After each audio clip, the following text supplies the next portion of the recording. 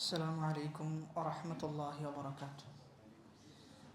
الحمد لله الحمد لله رب العالمين، والصلاة والسلام على رسوله الأمين وعلى آله وصحبه أجمعين، أما بعد فاتقوا الله يا عباد الله.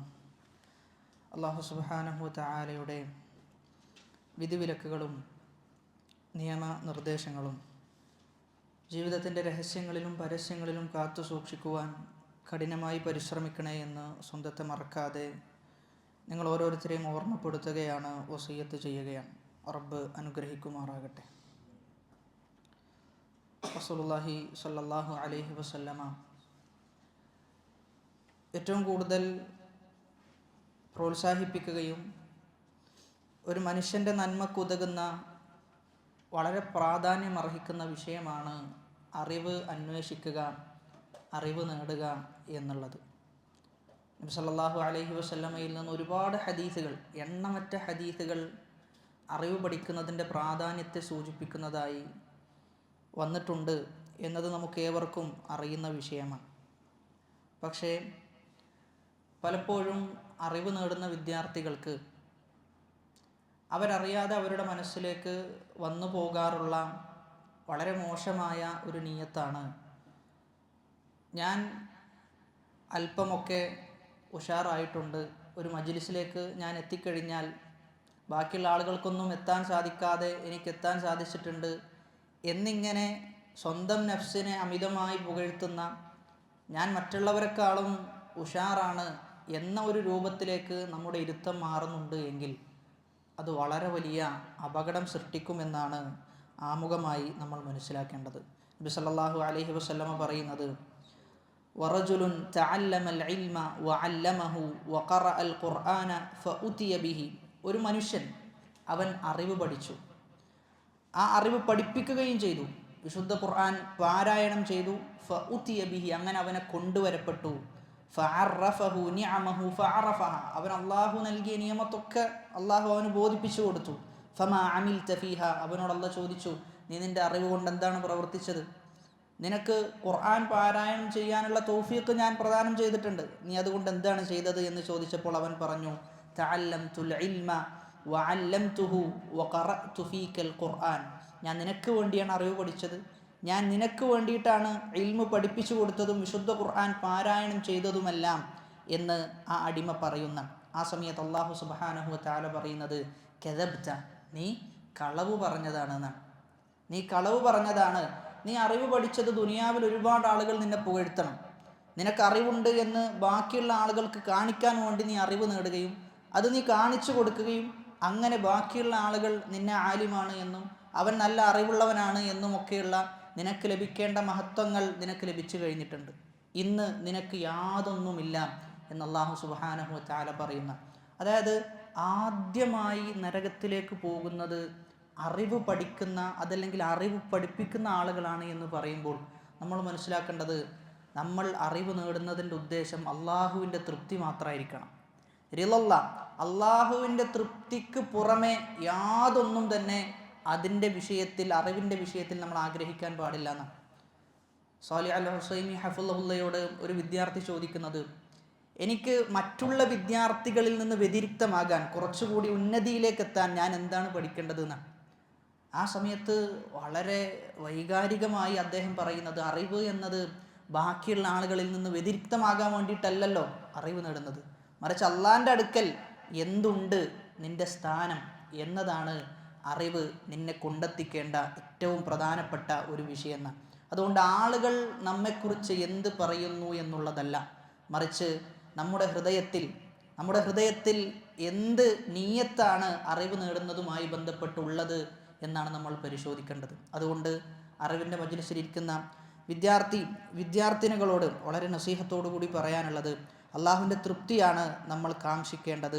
അറിവ് പഠിച്ച് അത് ജീവിതത്തിൽ പ്രാവർത്തികമാക്കുക എന്ന ലക്ഷ്യമായിരിക്കണം നമുക്കുണ്ടാകേണ്ടത്. അങ്ങനെയായിരുന്നു ഉലമാക്കളെല്ലാം അറിവ് പഠിക്കുന്നതിന് അവർ നിയ്യത്തായി കരുതിയിരുന്നത് എന്നാണ്. ഒരുപാട് ഉലമാക്കൾ നമ്മൾ പരിശോധിച്ചു കഴിഞ്ഞാൽ ഉലമാക്കൾക്ക് കബൂലിയത്ത് ലഭിക്കാനുള്ള കാരണം, സ്വീകാര്യത ലഭിക്കാനുള്ള ഏറ്റവും വലിയ കാരണം ഇഖ്ലാസ് ആയിരുന്നു എന്നാണ്. ഇമാം നവവി റഹ്മഹുല്ല അദ്ദേഹത്തിൻ്റെ പുസ്തകമായ അൽ അർബഊൻ അൻ നബവിയ്യ ഒരുപാട് ഉലമാക്കൾ അർബഊൻ രചിച്ചിട്ടുണ്ട്. 40 ഹദീസുകൾ എന്ന വിഷയത്തിൽ ഒരുപാട് ഉലമാക്കൾ ഗ്രന്ഥം രചിച്ചിട്ടുണ്ട്. പക്ഷേ എന്തുകൊണ്ട് ഇമാം നബവിയുടെ ഗ്രന്ഥം മാത്രം അത്രയും പ്രചാരം നേടി എന്നതിനുള്ള കാരണം അദ്ദേഹത്തിൻ്റെ ഇഖ്ലാസായിരുന്നു എന്നാണ്, അദ്ദേഹത്തിൻ്റെ നിഷ്കളങ്കതയായിരുന്നു എന്നാണ്. അതുകൊണ്ട് നിഷ്കളങ്കതയാണ് നമ്മളെപ്പോഴും കാത്തു സൂക്ഷിക്കേണ്ടത്. അത് കൈവിടുക എന്ന് പറഞ്ഞു കഴിഞ്ഞാൽ നമ്മൾ മനസ്സിലാക്കേണ്ടത് നരകത്തിലേക്കുള്ള നടത്തമാണ് നമ്മൾ നടത്തിക്കൊണ്ടിരിക്കുന്നത് എന്ന ബോധ്യം നമുക്കുണ്ടാകേണ്ടതുണ്ട്. മറ്റൊന്ന്, അറിവ് സ്വീകരിക്കണമെങ്കിൽ നമ്മൾ നേടുന്ന അറിവിൻ്റെ സ്വീകാര്യതയും കൂടി വളരെ പ്രാധാന്യം അർഹിക്കുന്ന വിഷയമാണ്. അല്ലാഹു സുബ്ഹാനഹു വ തആലയോട് നിരന്തരം നമ്മൾ നേടുന്ന ആ അറിവനുസരിച്ചുകൊണ്ട് ജീവിതത്തെ ക്രമീകരിക്കാൻ വേണ്ടി നിരന്തരം പ്രാർത്ഥിച്ചു കൊണ്ടേയിരിക്കേണ്ടതുണ്ട്. ഒരുപാട് അറിവുണ്ടാവുക എന്നതിലല്ല കാര്യം. ഷെയ്ഖ് ഫൗസാൻ ഹഫളഹുല്ലൊക്കെ പറഞ്ഞു വെക്കുന്നത് ഉള്ള അറിവ് കൊണ്ട് അമല് ചെയ്യുക എന്നതാണ് വളരെ പ്രാധാന്യം അർഹിക്കുന്ന വിഷയം എന്നാണ്. നമ്മുടെ കാലഘട്ടത്തിൽ വിദ്യാർത്ഥിനികൾക്കും സംഭവിച്ച വളരെ വലിയ അപകടം പിടിച്ച രോഗമാണ് ഒരുപാട് അറിവുണ്ടാക്കാൻ വേണ്ടി ഒരുപാട് സമയം ചെലവഴിക്കും, ഒരുപാട് ക്ലാസ്സുകളുടെ പിന്നാലെ പോകും. എന്നാൽ ആ ക്ലാസ്സുകളുടെ പിന്നാലെ പോയി എന്തു മാറ്റമാണ് ജീവിതത്തിലുണ്ട് എന്ന് ചോദിച്ചു കഴിഞ്ഞാൽ വളരെ തുച്ഛമായിരിക്കും. എന്നാൽ അതേ വ്യക്തി തർക്കിക്കാനും മസ്അലയിൽ വളരെ ഉഷാറായി സംസാരിക്കാനൊക്കെ സാധിക്കുന്നുണ്ടാകാം. എന്നാൽ അവൻ്റെ സുന്നത്ത് നിസ്കാരത്തിൻ്റെ വിഷയം എന്താണ്? രാത്രി നമസ്കാരത്തിൻ്റെ അവസ്ഥ എന്താണ്? വിശുദ്ധ ഖുർആൻ പാരായണത്തിൻ്റെ അവസ്ഥ എന്താണ്? അദ്കാറുകളുടെ അവസ്ഥ എന്താണ് എന്നൊക്കെ ചോദിച്ചു കഴിഞ്ഞാൽ അതിലൊന്നും യാതൊന്നും പറയാനുണ്ടാവുകയില്ല എന്നാണ്. അതുകൊണ്ട് അറിവ് നേടുക എന്നതിൻ്റെ ലക്ഷ്യം അത് അമല് ചെയ്യുക എന്നതാണ്. അതുകൊണ്ട് അമലില്ല എങ്കിൽ അറിവ് നമുക്കെതിരെ തിരിയുന്ന അവസ്ഥ ഉണ്ടാകും. അതുകൊണ്ട് എപ്പോഴും നമ്മൾ മനസ്സിലാക്കേണ്ടത് നമ്മുടെ അറിവ് വർദ്ധിക്കുന്നതിനനുസരിച്ച് അമലും എന്ത് ചെയ്യേണ്ടതുണ്ട്? വർദ്ധിക്കേണ്ടതുണ്ട്. അതല്ല എങ്കിൽ നമ്മൾ തിരിച്ചറിയേണ്ടത് എവിടെയോ എന്തോ നമ്മുടെ നിയ്യത്തിലൊരു പിശകുണ്ട് എന്ന് നമ്മൾ മനസ്സിലാക്കണം. അറിവ് വർദ്ധിക്കുന്നതിനനുസരിച്ച് അമല് വർദ്ധിക്കുന്നില്ല എങ്കിൽ അത് അപകടമായ ഒരു സൂചനയാണ് അത് അറിയിച്ചു തരുന്നത്. അതുകൊണ്ട് എപ്പോഴും ഒരു മജ്ലിസ് കഴിഞ്ഞാൽ, ഒരു അറിവിൻ്റെ സദസ്സിൽ ഇരുന്ന് കഴിഞ്ഞാൽ അത് പരമാവധി ജീവിതത്തിലേക്ക് കൊണ്ടുവരാനാണ് പിന്നീടുള്ള ദിവസങ്ങളിൽ നമ്മൾ പ്രയത്നിക്കേണ്ടത്. അതല്ല എങ്കിൽ നമ്മൾ മനസ്സിലാക്കേണ്ടത് എല്ലാം നമുക്കെതിരെ തിരിയുന്ന അവസ്ഥ ഉണ്ടാകും. ചില ഉലമാക്കളെ കുറിച്ച് പറയുന്നത് ഷെയ്ഖ് അബ്ദുർ റസാഖ് അൽ ബദർ ഹഫിളഹുല്ലക്ക് ഈ വിഷയത്തിലൊരു പുസ്തകമുണ്ട്, സമറത്തുൽ ഇൽമി അൽ അമൽ. ഇൽമിൻ്റെ ഉദ്ദേശം അമലാണ് എന്ന് പറഞ്ഞ ചെറിയൊരു പുസ്തകമാണ്, 30-40 പേജുകൾ. അതിൽ അദ്ദേഹം പറയുന്നത് ചില സലഫുകൾ, അറിവ് നേടുന്ന അതീവ താല്പര്യമുള്ള സലഫുകൾ, ചില മജ്ലിസിൽ നിന്ന് അറിവ് നേടി അതുകൊണ്ട് അമല് ചെയ്യാൻ സാധിക്കാതെ പോകുമോ എന്ന് പേടിച്ച് വിട്ടുനിന്നിരുന്നു എന്നാണ്. അത്രയും ഭയം അവർക്കുണ്ടായിരുന്നു എന്ന് പറയുമ്പോൾ നമ്മൾ ആലോചിക്കേണ്ടത് അറിവ് എന്നത് ഒരുപാട് കാര്യങ്ങൾ കാണാതെ പറയുക എന്നതിലല്ല, മറിച്ച് നമ്മുടെ ഹൃദയത്തിൽ എന്താണ് അതുണ്ടാക്കിയ മാറ്റം, എന്ത് ഖശിയത്താണ് അതുണ്ടാക്കി എന്നതാണ് അറിവ് കൊണ്ട് ഉദ്ദേശിക്കപ്പെടുന്ന ഏറ്റവും വലിയ ലക്ഷ്യം എന്നാണ് നമ്മൾ ആദ്യമായി തിരിച്ചറിയേണ്ടത്. രണ്ടാമത്തെ ഒരു വിഷയം അൽ ഇൽമു സലാസ. അറിവ് എന്ന് പറഞ്ഞു കഴിഞ്ഞാൽ 3 കാര്യത്തെക്കുറിച്ചാണ് അറിയേണ്ടത്. ഇബ്നുൽ ഖയ്യിം റഹിമഹുല്ലാ അദ്ദേഹത്തിൻ്റെ വളരെ വിശ്വപ്രസിദ്ധമായ ഗ്രന്ഥത്തിൽ രേഖപ്പെടുത്തിയ ഒരു വിഷയമാണ് അൽ ഇൽമു സലാസത്തുൻ. അറിവ് 3 കാര്യത്തെക്കുറിച്ചുള്ള അറിവാണ്. അതിലൊന്നാമത്തേത് ഇൽമുൻ ബില്ലാ. ആരെക്കുറിച്ചുള്ള അറിവാണ്? അള്ളാഹുവിനെ കുറിച്ചുള്ള അറിവാണ്. അപ്പോൾ അള്ളാഹുവിനെ കുറിച്ച് അറിയുക എന്ന് പറഞ്ഞു കഴിഞ്ഞാൽ 3 കാര്യം. അള്ളാഹുവിനെ കുറിച്ച് അറിയുക എന്ന് പറഞ്ഞു കഴിഞ്ഞാൽ 3 കാര്യങ്ങളാണ്. ഒന്ന് തൗഹീദു അർ-റുബൂബിയ്യ, 2 തൗഹീദുൽ ഉലൂഹിയ്യ, 3 തൗഹീദുൽ അസ്മാഇ വസ്സിഫാത്ത്. ഈ 3 കാര്യങ്ങളെക്കുറിച്ച് അറിയലാണ് അള്ളാഹുവിനെ കുറിച്ച് അറിയുക എന്ന് പറഞ്ഞു കഴിഞ്ഞാൽ. രണ്ടാമത്തേത് ഇൽമുൻ ബിദീനില്ല. അള്ളാഹുവിൻ്റെ ദീനിനെ കുറിച്ച് അറിയാം. അള്ളാഹിൻ്റെ ദീനിനെ കുറിച്ച് അറിയുക എന്ന് പറഞ്ഞു കഴിഞ്ഞാൽ അൽ അവാമിറു വൻ നവാഹി, അള്ളാഹു കൽപ്പിച്ച കാര്യങ്ങളുണ്ട്, അള്ളാഹു നിരോധിച്ച കാര്യങ്ങളുണ്ട്. ആ കാര്യങ്ങളെക്കുറിച്ച് അറിയുക എന്നതാണ് രണ്ടാമത്തെ വിഷയം. മൂന്നാമത്തേത് ഇൽമുൻ ബിൽ ജസാഇ യൗമൽ ഖിയാമ. ഖിയാമത്ത് നാളിൽ അള്ളാഹു പ്രതിഫലം വെച്ചിട്ടുണ്ട്. ആ പ്രതിഫലം എന്ത് എന്നതിനെക്കുറിച്ചുള്ള അറിവാണ്. വിശുദ്ധ ഖുർആൻ പരിശോധിച്ചു കഴിഞ്ഞാൽ തൗഹീദ് സ്വീകരിച്ച ആളുകൾക്ക്, സ്വർഗത്തിലേക്ക് എത്തുന്ന ആളുകൾക്ക് എന്തൊക്കെയാണുള്ളത് എന്നെന്ത് ചെയ്യുന്നുണ്ട്? സവിസ്തരം വളരെ വിശദമായി പറയുന്നുണ്ട്. എന്നാൽ ഷിർക്ക് ചെയ്ത് നരകത്തിലേക്ക് എത്തിപ്പെടുന്ന ആളുകൾക്കുള്ള ശിക്ഷ എന്താണ് എന്നും പറയുന്നുണ്ട്. അതുകൊണ്ട് ഇൽമു എന്ന് പറഞ്ഞു കഴിഞ്ഞാൽ ഈ 3 കാര്യങ്ങളാണ്. അദ്ദേഹത്തിൻ്റെ അൽ കാഫിയത്തു ഷാഫിയ എന്ന പുസ്തകത്തിലാണ് ഈ കാര്യങ്ങളൊക്കെ പറയുന്നുള്ളത്. വൽ ഇൽമു അഖ്സാമുൻ സലാസുൻ മാ ലഹാ മിൻ റാബിഇൻ വൽ ഹഖ്ഖു ദൂ തിബിയാനി ഇൽമുൻ ബി ഔസാഫിൽ ഇലാഹി വഫിഅലിഹി വകദാലികൽ അസ്മാഇ ലിർറഹ്മാനി വൽ അംറു വൻ നഹ്യു അല്ലദീ ഹുവ ദീനുഹു വജസാഉഹു യൗമൽ മആദി ത്സാനി. ഈ 3 കാര്യങ്ങളാണ് അറിവ് എന്ന് പറഞ്ഞാൽ. ഒന്ന് അള്ളാഹുവിനെ കുറിച്ചുള്ള അറിവ്, രണ്ട് അള്ളാഹുവിൻ്റെ ദീനിനെ കുറിച്ചുള്ള അറിവ്, മൂന്നാമത്തേത് അള്ളാഹു എന്താണ് അവൻ്റെ അടിമകൾക്കും അതോടൊപ്പം തന്നെ അവിശ്വാസികളായ ആളുകൾക്കും ഖിയാമത്ത് നാളിൽ ഒരുക്കി വെച്ചത് എന്നിങ്ങനെ 3 കാര്യങ്ങളെക്കുറിച്ചാണ് അറിവ് എന്ന് പറഞ്ഞു കഴിഞ്ഞാൽ. മൂന്നാമത്തെ ഒരു വിഷയം, അറിവ് എന്ന് പറയുമ്പോൾ 2 രൂപത്തിലുള്ള അറിവാണ് നിലകൊള്ളുന്നത്. ഒന്നാമത്തേത് ദുനിയവിയായ ഉലൂമുകളും രണ്ടാമത്തേത് ഉഖ്റവിയായ ഉലൂമുകളും. അപ്പോൾ ദുനിയവിയായ ഉലൂമുകൾ പഠിക്കുക എന്നതിൻ്റെ ഹുക്കം എന്താണ്? ഒരാൾ തിബ്ബ് പഠിക്കുന്നു, ഡോക്ടറേറ്റ് പഠിക്കുന്നു, ഡോക്ടറാകാനുള്ള പണിയെടുക്കുന്നു, അതല്ലെങ്കിൽ എഞ്ചിനീയറിംഗ് പഠിക്കുന്നു, ഇതിൻ്റെയൊക്കെ വിധി എന്താണ്? പണ്ഡിതന്മാർ പറയുന്നത് ഫർദു കിഫായത്താണെന്നാണ്. ഫർദു കിഫായത്താണെന്നാണ് പറയുന്നത്. അതായത് സമൂഹത്തിൽ മുസ്ലിം ഉമ്മത്തിൽ എന്ത് ചെയ്യണം? അങ്ങനെയുള്ള ഒരാൾ ഉണ്ടാകണം എന്നാണ്. പക്ഷെ അവിടെ എന്തുണ്ടാകണം? നമുക്ക് ആ ഒരു നിയത്തും കൂടി ഉണ്ടാകണം. നമുക്ക് നല്ല ഒരു നിയത്തും കൂടി ഉണ്ട് എങ്കിൽ, അതായത് നല്ല ഒരു ഡോക്ടറായി നല്ലൊരു എഞ്ചിനീയറായി മുസ്ലിം ഉമ്മത്തിന് സേവനം ചെയ്യാൻ സാധിക്കണം. മുസ്ലിം ഉമ്മത്ത് ഈ മേഖലയിൽ എന്തൊക്കെ പ്രശ്നങ്ങൾ നേരിടുന്നുണ്ടോ അവിടെയെല്ലാം എനിക്ക് വളരെ കൃത്യമായി മുസ്ലിം ഉമ്മത്തിനെ നയിക്കാൻ, അവർക്കൊരു സഹായിയാകാൻ മാറണം എന്ന് നമ്മൾ വിചാരിക്കുകയാണ് എങ്കിൽ ആ പഠനം പോലും എന്തായി മാറും? പ്രതിഫലാർഹമായി മാറും എന്നാണ് നമ്മൾ മനസ്സിലാക്കേണ്ടത്. അതുകൊണ്ട് എപ്പോഴും നമ്മൾ ചെയ്യുമ്പോൾ ഏറ്റവും നല്ല നീയത്തുകൾ നമ്മുടെ മനസ്സിൽ ഉൾക്കൊള്ളുക എന്നുള്ളതാണ്. രണ്ടാമത്തേതാണ് ദീനീപരമായ പഠനം. അവിടെയാണ് നമ്മൾ പറഞ്ഞത് ദീനീപരമായ പഠനം പഠിക്കേണ്ടത് അള്ളാഹുവിന് വേണ്ടിയിട്ടാണ്. അള്ളാഹു അല്ലാത്ത മറ്റൊരാൾക്ക് വേണ്ടി നമ്മൾ പഠിച്ചു കഴിഞ്ഞാൽ നബി സല്ലല്ലാഹു അലൈഹി വസല്ലമ പറയുന്നത് മൻ തഅല്ലമ ഇൽമൻ മിമ്മാ യബ്തഗി ബിഹി വജ്ഹല്ലാഹ്, അള്ളാഹുവിൻ്റെ വജ്ഹ് ഉദ്ദേശിച്ചുകൊണ്ട് പഠിക്കേണ്ട അറിവ്, ലാ യതഅല്ലമുഹു ഇല്ലാ ലിയുസീബ ബിഹി അറദൻ മിനദ് ദുനിയ, ദുനിയാവിലെ എന്തെങ്കിലും ഒരു ലക്ഷ്യം, ദുനിയാവിലെ എന്തെങ്കിലും ചെറിയ ഒരു നേട്ടമാണ് ഓൻ ആ അറിവ് കൊണ്ട് ഉദ്ദേശിക്കുന്നത് എങ്കിൽ ലം യജിദ് അർഫൽ ജന്നതി യൗമൽ ഖിയാമ, ഖിയാമത്ത് നാളിൽ സ്വർഗത്തിൻ്റെ പരിമളം അവൻ ആസ്വദിക്കാൻ സാധിക്കൂല എന്നാണ്. സ്വർഗത്തിൻ്റെ പരിമളം 500 വർഷത്തിലധികം എന്ത് ചെയ്യുന്നുണ്ട്? നീണ്ടു നിൽക്കുന്നുണ്ട് എന്നാണ്. അത്രയും വിദൂരത്തെത്തുന്ന സ്വർഗത്തിൻ്റെ പരിമളം അവർക്ക് എന്ത് ചെയ്യാൻ പറ്റൂല? ആസ്വദിക്കാൻ പറ്റൂല. എന്തുകൊണ്ട്? അള്ളാഹുവിൻ്റെ വജ്ഹിന് വേണ്ടിയിട്ടല്ല എന്ത് ചെയ്തിട്ടുള്ളത്? അവൻ അറിവ് പഠിച്ചിട്ടുള്ളത് എന്നാണ്. അതുകൊണ്ട് തന്നെ അറിവ് പഠിക്കുന്ന സമയത്ത് വളരെ ആത്മാർത്ഥമായി അള്ളാഹുവിൻ്റെ ലക്ഷ്യം ഉദ്ദേശിച്ച് അവൻ്റെ പ്രീതി കാംക്ഷിച്ച് പ്രതിഫലം കിട്ടണം എന്ന ഉദ്ദേശത്തോടു കൂടിയാണ് നമ്മൾ മജ്‌ലിസിൽ ഇരിക്കേണ്ടത് എന്നാണ് ആമുഖമായി സൂചിപ്പിക്കാനുള്ളത്. ഇൻഷാ അല്ലാഹ് നമ്മൾ ഇന്ന് ഇവിടെ വായിക്കാൻ ഉദ്ദേശിക്കുന്ന ഗ്രന്ഥം ഉസൂലുസ് സുന്ന എന്ന പുസ്തകമാണ്. ആ പുസ്തകം രചിച്ചിട്ടുള്ളത് ഇമാമുസ്സുന്ന ഇമാം അഹ്മദ് ബിനു ഹംബൽ റഹിമഹുല്ലയാണ് പുസ്തകം രചിച്ചിട്ടുള്ളത്. അദ്ദേഹം ജനിക്കുന്നത് ഹിജ്റ 164 ഹിജ്റ 164 ജനിക്കുകയും ഹിജ്റ 241 മരണപ്പെടുകയും ചെയ്തു. ഹിജ്റ 164 ജനിക്കുകയും ഹിജ്റ 241 മരണപ്പെടുകയും ചെയ്തു. ബഗ്ദാദിലായിരുന്നു അദ്ദേഹത്തിൻ്റെ ജനനവും അദ്ദേഹത്തിൻ്റെ വളർച്ചയും അദ്ദേഹത്തിൻ്റെ മരണവുമെല്ലാം. ബഗ്ദാദ് അന്ന് അറിവിൻ്റെ കേന്ദ്രമായിരുന്നു എന്നാണ്.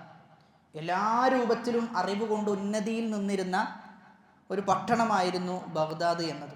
ഇമാം അഹ്മദ് ബിൻ ഹംബൽ റഹിമഹുല്ലയുടെ ചരിത്രം പരിശോധിക്കുമ്പോൾ അദ്ദേഹത്തിൻ്റെ ഉപ്പ ചെറുപ്പത്തിൽ എന്ത് ചെയ്തിരുന്നു? മരണപ്പെട്ടിരുന്നു. അദ്ദേഹത്തെ പോറ്റി വളർത്തുന്നത് ഉമ്മയാണ്. ഉമ്മയിലൂടെയാണ് ഇമാം അഹ്മദായി മാറുന്നത് എന്നാണ്. ഇമാം അഹ്മദിൻ്റെ ചരിത്രത്തിൽ നമ്മളെല്ലാവരും പലപ്പോഴായി കേട്ട ഒരു വിഷയമാണ്. ഇമാം അഹ്മദ് റഹിമഹുല്ല സുബഹിക്ക് മുമ്പ് എന്ത് ചെയ്യും? മജ്ലിസിലേക്ക് പോകാൻ വേണ്ടി ഒരുങ്ങി നിൽക്കുന്ന. അപ്പോൾ ആ ഒരുക്കുന്നതും ഇമാം അഹ്മദ് റഹിമഹുല്ലക്ക് വേണ്ട എല്ലാ കാര്യങ്ങളും ചെയ്തു കൊടുക്കുന്നത് ആരാണ്? തൻ്റെ ഉമ്മയാണ്. അങ്ങനെ ചരിത്രത്തിൽ ഉണ്ടായ ഇമാമുകളെ പരിശോധിച്ചു കഴിഞ്ഞാൽ അവരുടെ പിന്നിലെല്ലാം ഒരു ഉമ്മയുണ്ടായിരുന്നു എന്നാണ്. ഇബ്നു ബാസ് റഹിമഹുല്ല അദ്ദേഹത്തിൻ്റെ ഉമ്മയായിരുന്നു അദ്ദേഹത്തിന് പ്രചോദനം എന്നാണ്.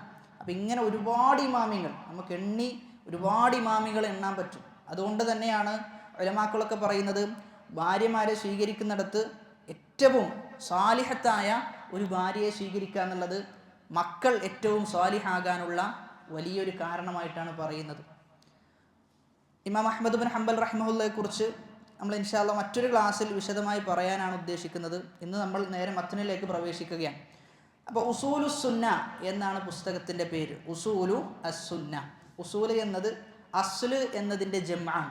അസ്ല് എന്ന് പറഞ്ഞു കഴിഞ്ഞാൽ അടിസ്ഥാനം. അസ്ല് എന്നതിൻ്റെ ജംആണ് ഉസൂൽ, അടിസ്ഥാനങ്ങൾ. അസ്ല് എന്നതിൻ്റെ ജംആണ് ഉസൂൽ, അടിസ്ഥാനങ്ങൾ. ഉസൂലു അസുന്ന, അസുന്ന എന്നാണ് കൊടുത്തിട്ടുള്ളത്.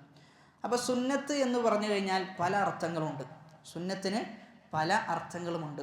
ആർക്കെങ്കിലും ചില അർത്ഥങ്ങൾ പറയാൻ പറ്റുമോ? സുന്നത്ത് എന്നതുകൊണ്ട് ഉദ്ദേശിക്കപ്പെടുന്നത് എന്താണെന്നുള്ളത്? അസുന്ന, സുന്നത്തിൻ്റെ അർത്ഥങ്ങൾ. ഒരുപാട് അർത്ഥങ്ങളിൽ സുന്നത്ത് വന്നിട്ടുണ്ട്.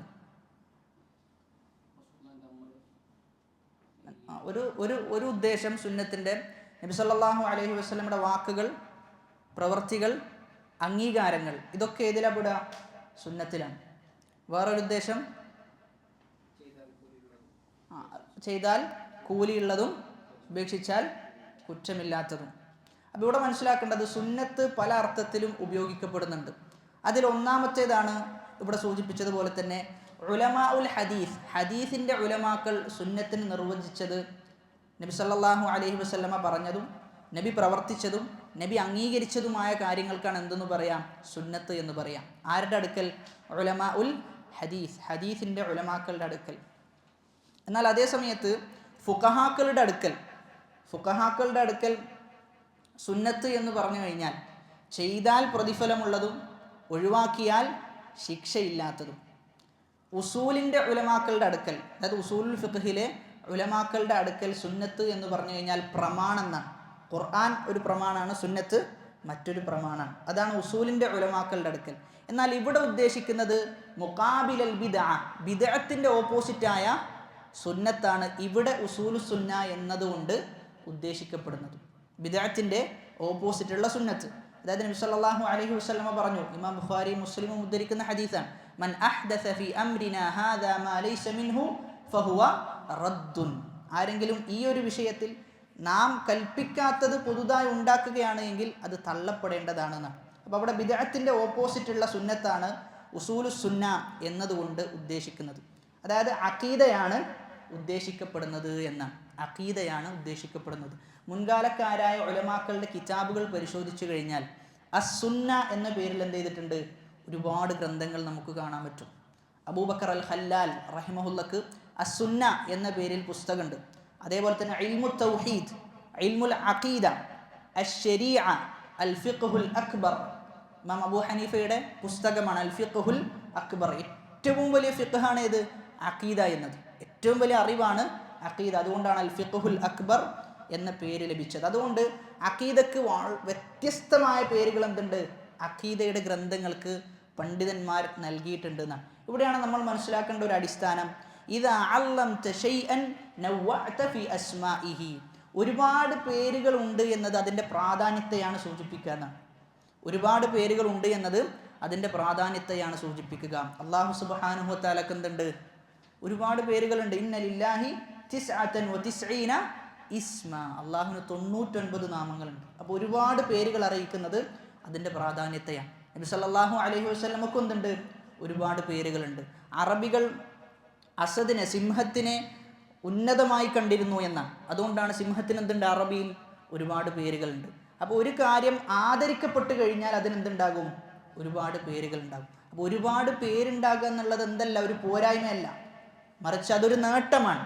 അതൊരു നേട്ടമായിട്ടാണ് നമ്മൾ മനസ്സിലാക്കേണ്ടത്. ഉസൂലു സുന്നതി ഇൻദന എന്നാണ് പറയുന്നത്. അപ്പോൾ ആദ്യം ആ മത്ന് പരിശോധിച്ചു കഴിഞ്ഞാൽ സനദാണ് കൊടുക്കുന്നത്. ഇമാം അഹ്മദ് ബിൻ ഹംബൽ റഹിമഹുല്ലയിലേക്ക് എത്തുന്ന സനദാണ് കൊടുത്തിട്ടുള്ളത്, ഈ കിതാബിൻ്റെ സനദ്. എന്നിട്ട് പറയാണ് ഉസൂലു സുന്നതി ഇൻദന, നമ്മുടെ അടുക്കൽ നിന്നാണ്. അപ്പോൾ ഈ നമ്മുടെ അടുക്കൽ എന്ന് പറയുമ്പോൾ ആരുടെ അടുക്കലാണ്? ഇൻദ അഹ്ലി സുന്നതി വൽ ജമാഅ.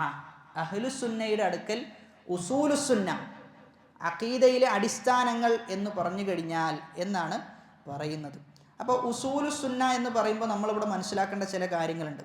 ഒന്നാമത്തേത്, ഈ വിഷയത്തിൽ പറയുന്ന അസ്ലുകൾ, ഈ വിഷയത്തിൽ ഈ കിതാബിൽ പറയുന്ന അസ്ലുകൾ ഇജ്മാ ഉദ്ധരിക്കപ്പെട്ട അസ്ലുകളാണ്. പണ്ഡിതന്മാരൊക്കെ എന്ത് ചെയ്തിട്ടുണ്ട്? ഏകോപിച്ചിട്ടുണ്ട്. ആരും എന്തായിട്ടില്ല? ഇഖ്തിലാഫിലായ അസ്ലുകളല്ല പറയുന്നത്, ഇജ്മാ ഉള്ള അസ്ലുകളാണ് പറയുന്നത്. രണ്ടാമത്തേത് ഇമാം അഹ്മദ് പറയുന്നത് അദ്ദേഹത്തിൻ്റെ അടുക്കൽ സ്ഥിരപ്പെട്ട ഒന്നല്ല, മറിച്ച് ഇന്ധന എന്നാണ് പറയുന്നത്, നമ്മുടെ ഉലമാക്കളുടെ അടുക്കൽ. അതുകൊണ്ട് എല്ലാ ഉലമാക്കളും, അദ്ദേഹത്തിൻ്റെ മുൻകഴിഞ്ഞു പോയ ഉലമാക്കളൊക്കെ എന്ത് ചെയ്യും? ഇന്ധന എന്ന പ്രയോഗത്തിൽ ഉൾപ്പെടുന്ന, അദ്ദേഹത്തിന് മുൻകഴിഞ്ഞ എല്ലാ ഉലമാക്കളും ഉൾപ്പെടും. അതുകൊണ്ട് അദ്ദേഹത്തിൻ്റെ അഭിപ്രായമായി പറയുന്നതല്ല, മുൻകാലക്കാരായ ആളുകളുടെ ഒക്കെ അഖീദയാണ് ഞാൻ പറയാൻ പോകുന്നത് എന്നാണ്. ഉസൂലുസ്സുന്നതി ഇന്ധന. ഇവിടെ നമ്മൾ മനസ്സിലാക്കേണ്ടത്, ഇമാം അഹ്മദ് ബിൻ ഹംബൽ റഹിമഹുല്ല ഏത് മദ്ഹബുകാരനാണ്? ഇമാം അഹ്മദ് ബിൻ ഹംബൽ ഹംബലി മദ്ഹബാണ് അല്ലേ? ഇമാം അഹ്മദ് ബിൻ ഹംബൽ റഹിമഹുല്ല ഹംബലി മദ്ഹബാണ്. അപ്പോൾ ഫുലാനുൻ ഹംബലിയുൻ എന്ന് പറഞ്ഞു കഴിഞ്ഞാൽ അതിൻ്റെ ഒരു ഉദ്ദേശം ഹംബലി മദ്ഹബാണ്, ഫിഖ്ഹിലുള്ള ഹംബലി മദ്ഹബാണ് ഒരു ഉദ്ദേശം. രണ്ടാമത്തേത് അവൻ ഹംബലിയാണ് എന്ന് പറഞ്ഞു കഴിഞ്ഞാൽ അതിൻ്റെ ഉദ്ദേശം അസ്സലഫിയു, അവൻ സലഫിയാണെന്ന്, അവൻ സലഫിയാണ് എന്ന ഒരു ഉദ്ദേശവും കൂടി അതിലുണ്ട് എന്നാണ് നമ്മൾ മനസ്സിലാക്കേണ്ടത്. അപ്പോൾ ഇവിടെ ചില അടിസ്ഥാനങ്ങൾ നമ്മൾ പറഞ്ഞു വെക്കുകയാണ്. ഒന്നാമത്തെ അടിസ്ഥാനം അഹ്ലുൽ ഹഖ് ഫിർഖത്തുൻ വാഹിദ. അഹ്ലുൽ ഹഖ് ഫിർഖത്തുൻ വാഹിദ, സത്യത്തിൻ്റെ ആളുകൾ ഒറ്റ കക്ഷികളാണ്. സത്യത്തിൻ്റെ ടീം എന്ന് പറഞ്ഞു കഴിഞ്ഞാൽ ഒരൊറ്റ ടീമാണ് സത്യത്തിൻ്റെ ആളുകൾ. അഹ്ലുൽ ഹഖ് ഫിർഖത്തുൻ വാഹിദ. നബി സല്ലല്ലാഹു അലൈഹി വസല്ലമ പറഞ്ഞെന്താ? എൻ്റെ ഉമ്മത്ത് 73 വിഭാഗമായിട്ട് എന്ത് ചെയ്യും? വിഭജിക്കും എന്ന് പറയുന്നുണ്ട്. അതിൽ സ്വർഗത്തിലേക്ക് പോകുന്നത് എത്ര മാത്രമാണ്? ഒറ്റ ഒരു വിഭാഗമാണെന്നാണ്. അതാണ് അഹ്ലുൽ ഹഖ് ഫിർഖത്തുൻ വാഹിദ എന്ന് നമ്മൾ മനസ്സിലാക്കേണ്ടത്. ഇനി ആ 73 പുറത്തു പോയ വിഭാഗം ആരാണ്? അവർ മുസ്ലിങ്ങളാണോ? അല്ല, അവർ മുസ്ലിങ്ങളല്ല. അപ്പോൾ 73 ഉള്ളിലുള്ളതാണ് ആര്? മുസ്ലിമീങ്ങൾ. 73 ഉള്ളിലുള്ളതാണ് മുസ്ലിമീങ്ങൾ. അതിൽ നിന്ന് പുറത്തു പോയി കഴിഞ്ഞാൽ ഇസ്ലാമിൽ നിന്ന് എന്ത് ചെയ്തു? പുറത്തു പോയി എന്നാണ് മനസ്സിലാക്കേണ്ടത്. അപ്പോൾ അഹ്ലുൽ ഹഖ് ഒറ്റ ഫിർഖത്താണ്. രണ്ടാമത്തെ ഉസൂല് എന്നത് ഫഹ്മുസ് സലഫിസ് സാലിഹ്, സലഫുസ് സാലിഹ്യങ്ങളുടെ ഫഹ്മ്. ഈ അഹ്ലുൽ ഹഖ് ഒറ്റ വിഭാഗമാണ്. അവർ അവരുടെ അഖീദയെ സ്ഥാപിക്കുന്നത് എന്തിൻ്റെ അടിസ്ഥാനത്തിലാണ്? സലഫുസ് സാലിഹ്യങ്ങളുടെ അടിസ്ഥാനത്തിലാണ് അവർ സ്ഥാപിക്കുക എന്നുള്ളതാണ്. അതുകൊണ്ട് തന്നെ നമ്മൾ മനസ്സിലാക്കേണ്ടത് ഉസൂലുസ്സുന്നത്തി ഇന്ധന എന്ന് പറയുമ്പോൾ നമ്മുടെ അടുക്കൽ അഖീദയിൽ സ്ഥിരപ്പെട്ട, ഇജ്മാ ഉദ്ധരിക്കപ്പെട്ട, എൻ്റെ മുൻകാലക്കാരായ ഉലമാക്കളൊക്കെ പറഞ്ഞ അഖീദയിലെ അടിസ്ഥാനപരമായ മസ്അലകൾ ഞാൻ പറയുന്നത് ഇത് ആരുടെ അടിസ്ഥാനത്തിലാണ്? അഹ്ലുൽ ഹഖിൻ്റെ മസ്അലകളാണ് ഞാൻ പറയാൻ പോകുന്നത് എന്നാണ്. അഹ്ലുൽ ഹഖ്, സത്യത്തിൻ്റെ ആളുകളുടെ, വിജയിച്ച കക്ഷികളുടെ അടിസ്ഥാനങ്ങളാണ് പറയാൻ പോകുന്നത്. അവർ അവരുടെ അഖീദയുടെ മാനദണ്ഡമായി സ്വീകരിച്ചത് ആരെയാണ്? സലഫുസ് സാലിഹീങ്ങളെയാണ്. അപ്പം മൻഹജുസ് സലഫിസ് സാലിഹ് വളരെ പ്രധാനമാണ്. നമ്മുടെ മുൻഗാമികൾ എങ്ങനെയാണോ ഖുർആനെ മനസ്സിലാക്കിയത്, ഹദീസിനെ മനസ്സിലാക്കിയത്, അതുപോലെ മനസ്സിലാക്കുക എന്നുള്ളത് വളരെ പ്രാധാന്യം അർഹിക്കുന്ന വിഷയമാണ്. അപ്പോൾ ഉസൂലുസ്സുന്നത്തി ഇന്ധന എന്ന് വിശദീകരിക്കുന്നിടത്ത് ഷെയ്ഖ് സുലൈമാൻ റുഹൈലി ഹഫിളഹുല്ല പറയുന്നത്, ചിലപ്പോൾ ഉസൂലിൽ തെറ്റിപ്പോയ ആളുകൾ ഉണ്ടാകാം. ഉസൂലിൽ നിന്ന് എന്തെയും തെറ്റും. ഉസൂലിൽ നിന്ന് തെറ്റിക്കഴിഞ്ഞ ആളുകളുടെ അവസ്ഥകൾ നമ്മൾ മനസ്സിലാക്കേണ്ടത് അവർക്ക് വേണ്ടി നമ്മൾ പ്രാർത്ഥിക്കണം എന്നാണ്. ഉസൂലിൽ തെറ്റിക്കഴിഞ്ഞാൽ പോലും നമ്മൾ എന്ത് ചെയ്യണം? അവർക്ക് വേണ്ടി പ്രാർത്ഥിക്കണം. നമ്മളെന്താ ചെയ്യാം? നമ്മുടെ നാട്ടിൽ എന്താ ചെയ്യാന്ന് വെച്ച് കഴിഞ്ഞാൽ ഉസൂലിൽ തെറ്റിക്കഴിഞ്ഞാൽ അവനെന്ത് ചെയ്യും? കരിവാരി തേച്ച് അവനാകെ ഇല്ലാതാക്കി, പിന്നെ അവന് സത്യം സ്വീകരിക്കാൻ പോലും എന്ത് ചെയ്യൂല? തോന്നൂല. ആ രൂപത്തിൽ എന്ത് ചെയ്യും? നമ്മൾ അവനാക്കി വെക്കും എന്നുള്ളതാണ്. അതുകൊണ്ട് അങ്ങനെ ഒരിക്കലും എന്ത് ചെയ്യരുത്? നമ്മൾ ചെയ്യരുത്. ഉസൂലിൽ തെറ്റിയാൽ എന്ത് ചെയ്യണം? അവനെ സൂചിപ്പിക്കണം. ഉസൂൽ എന്ത് ചെയ്തിട്ടുണ്ട്? പിഴവുണ്ട്, ആ ഉസൂൽ തിരുത്തണമെന്ന് പറഞ്ഞു കൊടുക്കണം. എന്നാൽ അതോടൊപ്പം തന്നെ ഉസൂലിൽ തെറ്റിക്കഴിഞ്ഞാൽ അവന് വേണ്ടി ആത്മാർത്ഥമായിട്ട് എന്ത് ചെയ്യണം? നമ്മൾ പ്രാർത്ഥിക്കണം. സലഫികൾ അങ്ങേയറ്റം കാരുണ്യമുള്ള ആളുകളാണ്, റഹ്മത്തുള്ള ആളുകളാണ് സലഫികൾ. ആരെങ്കിലും തെറ്റിയാൽ തന്നെ ഹക്കിലേക്ക് വരണം എന്ന് ഏറ്റവും കൂടുതൽ ആഗ്രഹിക്കുന്നവരാണ് സലഫികൾ. അതല്ലാതെ സലഫികൾ എന്തല്ല, അകറ്റുന്ന ആൾക്കാരല്ല, മറിച്ച് അടുപ്പിക്കുന്ന ആൾക്കാരാണ് സലഫികൾ എന്നാണ് മനസ്സിലാക്കേണ്ടത്. ഉസൂലുസ്സുന്നത്തി ഇന്ധന എന്ന് പറഞ്ഞിട്ട് പറയാണ് അത്തമസ്സുക്, മുറുകെ പിടിക്കുക. എന്തിനു മുറുകെ പിടിക്കലാണ്? ബിമാ കാന അലൈഹി അസ്ഹാബു റസൂലില്ലാഹി സല്ലല്ലാഹു അലൈഹി വസല്ലം, അള്ളാഹുവിൻ്റെ റസൂലിൻ്റെ സ്വഹാബികൾ ഏതൊരു മാർഗത്തിലായിരുന്നു അതിനെന്ത് ചെയ്യുക? അത്തമസ്സുക്, മുറുകെ പിടിക്കുക. അപ്പോൾ ഇവിടെ അത്തമസ്സുക് എന്ന് ഉപയോഗിച്ചത് വെറുതെ ഉപയോഗിച്ചതല്ല. എന്താ അത്തമസ്സുക് എന്ന് പറഞ്ഞു കഴിഞ്ഞാൽ ലുസൂമുശ്ശൈഇ വത്തശബ്ബുസു ബിഹി വഅഖ്ദുഹു ബിഖുവ്വ, വളരെ ശക്തമായിട്ട് എന്ത് ചെയ്യുക, പിടിക്കുക എന്നുള്ളതാണ്. അത്തമസ്സുക് എന്ന് പറഞ്ഞു കഴിഞ്ഞാൽ ലുസൂമുശ്ശൈഇ, ഒരു കാര്യത്തെ വിടാതെ പിടികൂടുന്നതിനെയാണ് അത്തമസ്സുക് എന്ന് പറയുക. അത്തമസ്സുക് എന്ന ലഫ്ള് എന്ന പദം ഹദീസുകളിൽ എന്ത് ചെയ്തിട്ടുണ്ട്, വന്ന പദമാണ്, ഖുർആനിലും വന്ന പദമാണ്. അതുകൊണ്ടാണ് അത്തമസ്സുക് എന്ന് ഉപയോഗിച്ചത് എന്നാണ്. ഇവിടെയാണ് നമ്മൾ മനസ്സിലാക്കേണ്ട ഒരു ഖാഇദ, അത്തഅബീറു അനിൽ മആനി അശ്ശർഇയ്യ ബിഅൽഫാദിൻ നുസൂസി ഔലാ. നസ്സിൽ വന്ന ലഫ്ളുകളാണ് എന്ത് ചെയ്യേണ്ടത്, നമ്മൾ പരമാവധി ഉപയോഗിക്കേണ്ടത്. ഖുർആനിലും ഹദീസിലും എന്ത് ചെയ്തിട്ടുണ്ടാവും, ഒരു വിഷയം സ്ഥാപിക്കാൻ ചില ലഫ്ളുകൾ വന്നിട്ടുണ്ടാവും. ആ ലഫ്ള് എന്ത് ചെയ്താൽ മതി, നമ്മൾ ഉപയോഗിച്ചാൽ മതി. അഹ്ലുൽ ബിദ്അഇന്റെ സ്വഭാവത്തിൽപ്പെട്ടതാണ്, അവർ ലഫ്ള് എന്ത് ചെയ്യൂല, ഖുർആനിൻ്റെയും ഹദീസിൻ്റെയും ലഫ്ള് ഉപയോഗിക്കൂല. സംശയമുള്ള ലഫ്ളുകൾ എന്ത് ചെയ്യും, ഉപയോഗിക്കും. അത് അവരുടെ ചില ലക്ഷ്യങ്ങൾക്ക് വേണ്ടിയിട്ടാണ്, അവരുടെ ചില താല്പര്യങ്ങൾക്ക് വേണ്ടി എന്ത് ചെയ്യും, അങ്ങനെ അവർ ഉപയോഗിക്കും. അപ്പം അതുകൊണ്ട് അഹ്ലുസുന്ന ചെയ്യേണ്ടത് എന്താ, ഖുർആനിലും ഹദീസിലും വന്ന ലഫ്ള് എന്ത് ചെയ്യാം, അത് അതേ രൂപത്തിൽ ഉപയോഗിക്കുക. അതാണ് ഏറ്റവും നല്ലത്. തർക്കം ഒഴിവാക്കാനും ആളുകൾക്ക് കാര്യങ്ങൾ കൃത്യമായി മനസ്സിലാക്കുവാനും ഒക്കെ ഏറ്റവും നല്ല ഒരു കാര്യം എന്താണോ ഖുർആനിലും സുന്നത്തിലും ഉപയോഗിച്ച ലഫ്ള് അത് അതുപോലെ ഉപയോഗിക്കുക എന്നുള്ളതാണ്. സൂറത്തു സുഖ്റുഫിലെ 43-ാമത്തെ ആയത്തിൽ അല്ലാഹു പറയുന്നത് ഫസ്തംസിക് ബില്ലദീ ഊഹിയ ഇലൈക ഇന്നക അലാ സിറാത്തിൻ മുസ്തഖീം. ഫസ്തംസിക്, നീ എന്ത് ചെയ്യണം, മുറുകെ പിടിക്കണം എന്നാണ് പറയുന്നത്. ഫസ്തംസിക്. രണ്ടാമത്തേത് സൂറത്തുൽ അഅറാഫിലെ 170-ാമത്തെ ആയത്താണ്. വല്ലദീന യുമസ്സികൂന ബിൽ കിതാബി വഅഖാമുസ് സ്വലാത ഇന്നാ ലാ നുദീഉ അജ്റൽ മുസ്ലിഹീൻ. അവിടെയും വല്ലദീന യുമസ്സികൂന ബിൽ കിതാബ്, യുമസ്സികൂന എന്ന പദമാണ് ഉപയോഗിച്ചിട്ടുള്ളത്. ഇനി അവിടെ മനസ്സിലാക്കേണ്ടത് ബിമാ കാന അലൈഹി എന്ന് കൊടുത്തിട്ടുണ്ട്. അത്തമസ്സുക്ക് എന്ന് പറഞ്ഞു കഴിഞ്ഞാൽ മുറുകെ പിടിക്കുക, വിടാതെ പിടികൂടുക. ബിമാ കാന അലൈഹി, അതായത് ബിമാ കാന അലൈഹി മിനൽ അഖീദത്തി വൽ അമൽ, അഖീദയിലും അമലിലും ഏതൊന്നിലായിരുന്നോ അതിനെന്ത് ചെയ്യുക, മുറുകെ പിടിക്കുക. ആര് ഉണ്ടായിരുന്ന, ആര് നിലകൊണ്ട, അസ്ഹാബു റസൂലില്ലാ.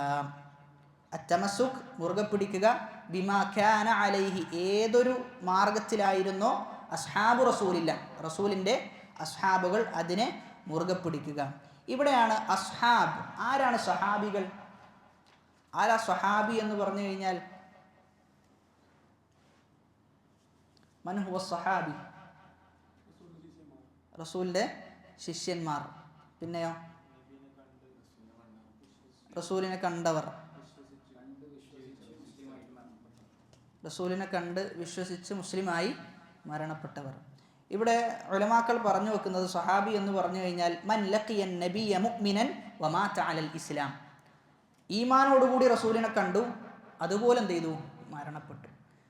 മൻ ലഖിയ എന്നാണ് പറഞ്ഞത്, മൻ റഅ എന്നല്ല. എന്താ അറബിയിൽ റഅ എന്ന് പറഞ്ഞാൽ, കാണുക എന്നാണ്. കാണുക എന്ന പ്രയോഗമല്ല പണ്ഡിതന്മാർ ഉപയോഗിച്ചത്, ലഖിയ എന്നാണ്. കാരണം കാണുക എന്ന് പറഞ്ഞു കഴിഞ്ഞാൽ സഹാബാക്കളുടെ കൂട്ടത്തിൽ ആരുണ്ട്,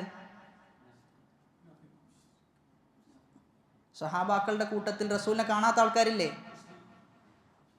റസൂലിനെ കാണാത്ത കാഴ്ച പരിമിതിയുള്ള ആളുകൾ സഹാബാക്കളുടെ കൂട്ടത്തിലുണ്ട്. അതുകൊണ്ടാണ് പണ്ഡിതന്മാർ റഅ എന്ന പദം ഉപയോഗിക്കാതെ ലഖിയ, റസൂലിൻ്റെ കൂടെ നിന്നവർ എന്ന പദം ഉപയോഗിച്ചത്. അപ്പോൾ മനസ്സിലാക്കേണ്ടത്, എത്ര ചെറിയ കുട്ടിയാണെങ്കിലും റസൂലിനെ കണ്ടിട്ടുണ്ടെങ്കിൽ ആ കുട്ടി ആരാ, സഹാബിയാണ്. അത് എത്ര ചെറിയ കുട്ടിയാണെങ്കിലും എന്നാണ് നമ്മൾ മനസ്സിലാക്കേണ്ടത്. ഇനി അടുത്തൊരു മസ്അല എന്നത് എത്ര കാണണം, റസൂലിനെ ഒറ്റൊരു നോട്ടം കണ്ടാൽ മതിയോ, ഒരുപാട് കാണണോ, അതല്ല കുറച്ച് കണ്ടാൽ മതിയോ, എന്താണ് അതിൻ്റെ മിഖ്ദാർ എന്നാണ് നമ്മൾ മനസ്സിലാക്കേണ്ടത്. അപ്പോൾ അതിനെന്തില്ല, ഒരു നിശ്ചിത തോതില്ല. ഒറ്റ സമയം കുറച്ച് നേരം കണ്ടാൽ തന്നെ അവൻ ആരായി, അവൻ സഹാബിയായി എന്നുള്ളതാണ്. ഒരു നിമിഷം ഉലഹ്ള, ഒരു നിമിഷം കണ്ടാൽ പോലും അവനെ സ്വഹാബിയായിട്ടാണ് പരിഗണിക്കുക. സ്വഹാബാക്കളുടെ കൂട്ടത്തിൽ ആരാണ് അഫ്ളല് എന്ന് ചോദിച്ചാൽ റസൂലിൻ്റെ അടുക്കൽ ഏറ്റവും കൂടുതൽ സഹവാസത്തിന് സാധിച്ച ആളുകളാണ്. റസൂലിൻ്റെ അടുക്കൽ ഏറ്റവും കൂടുതൽ സഹവാസത്തിന് സാധിച്ച സ്വഹാബാക്കളാണ് ഏറ്റവും അഫ്ളലായ ആളുകൾ. നമ്മൾ മനസ്സിലാക്കേണ്ടത് സ്വഹാബി എന്നത് അള്ളാഹു തിരഞ്ഞെടുത്തതാണ്. ചെറുപ്പത്തിലൊക്കെ നമ്മളൊക്കെ ആലോചിക്കാറുണ്ട്, എന്തുകൊണ്ട് ഞാൻ സ്വഹാബിയായില്ല, അതല്ലെങ്കിൽ ഞാൻ എന്തുകൊണ്ട് പ്രവാചകനായില്ല എന്നൊക്കെ നമ്മൾ ചിന്തിക്കാറുണ്ട്. അവിടെ നമ്മൾ മനസ്സിലാക്കേണ്ടത് അത് അള്ളാഹുവിൻ്റെ തിരഞ്ഞെടുക്കലാണ്. അള്ളാഹു റസൂലിനെ തിരഞ്ഞെടുത്തതുപോലെ തന്നെ അള്ളാഹു ആ റസൂലിൻ്റെ സന്തത സഹചാരികൾ ഈ പറഞ്ഞ സ്വഹാബാക്കളാകണം എന്നത് അള്ളാഹുവിൻ്റെ ഇസ്തിഫാ ആണ്, അള്ളാഹുവിൻ്റെ തിരഞ്ഞെടുക്കലാണ്. അപ്പോൾ സ്വഹാബിക്കാണ് ഏറ്റവും ഫضൽ, സ്വഹാബികൾക്കാണ് താബിഈങ്ങളെക്കാളും എന്തുള്ളത്, ഫضലുള്ളത്. ഇനി താബിഈങ്ങളുടെ കൂട്ടത്തിൽ വലിയൊരു ആലിമുണ്ട് എന്ന് കരുതുക, എന്നാലും എവിടെ എത്തൂല, സ്വഹാബിയുടെ അടുക്കൽ എത്തൂല എന്നാണ്. എത്ര വലിയ ആലിമായാലും ഇബാദത്തിൻ്റെ വിഷയത്തിൽ ഉന്നതിയിലേക്ക് എത്തിയാലും ഒരിക്കലും തയ്യൂല, സ്വഹാബിയുടെ അടുക്കലേക്ക് എത്തൂല.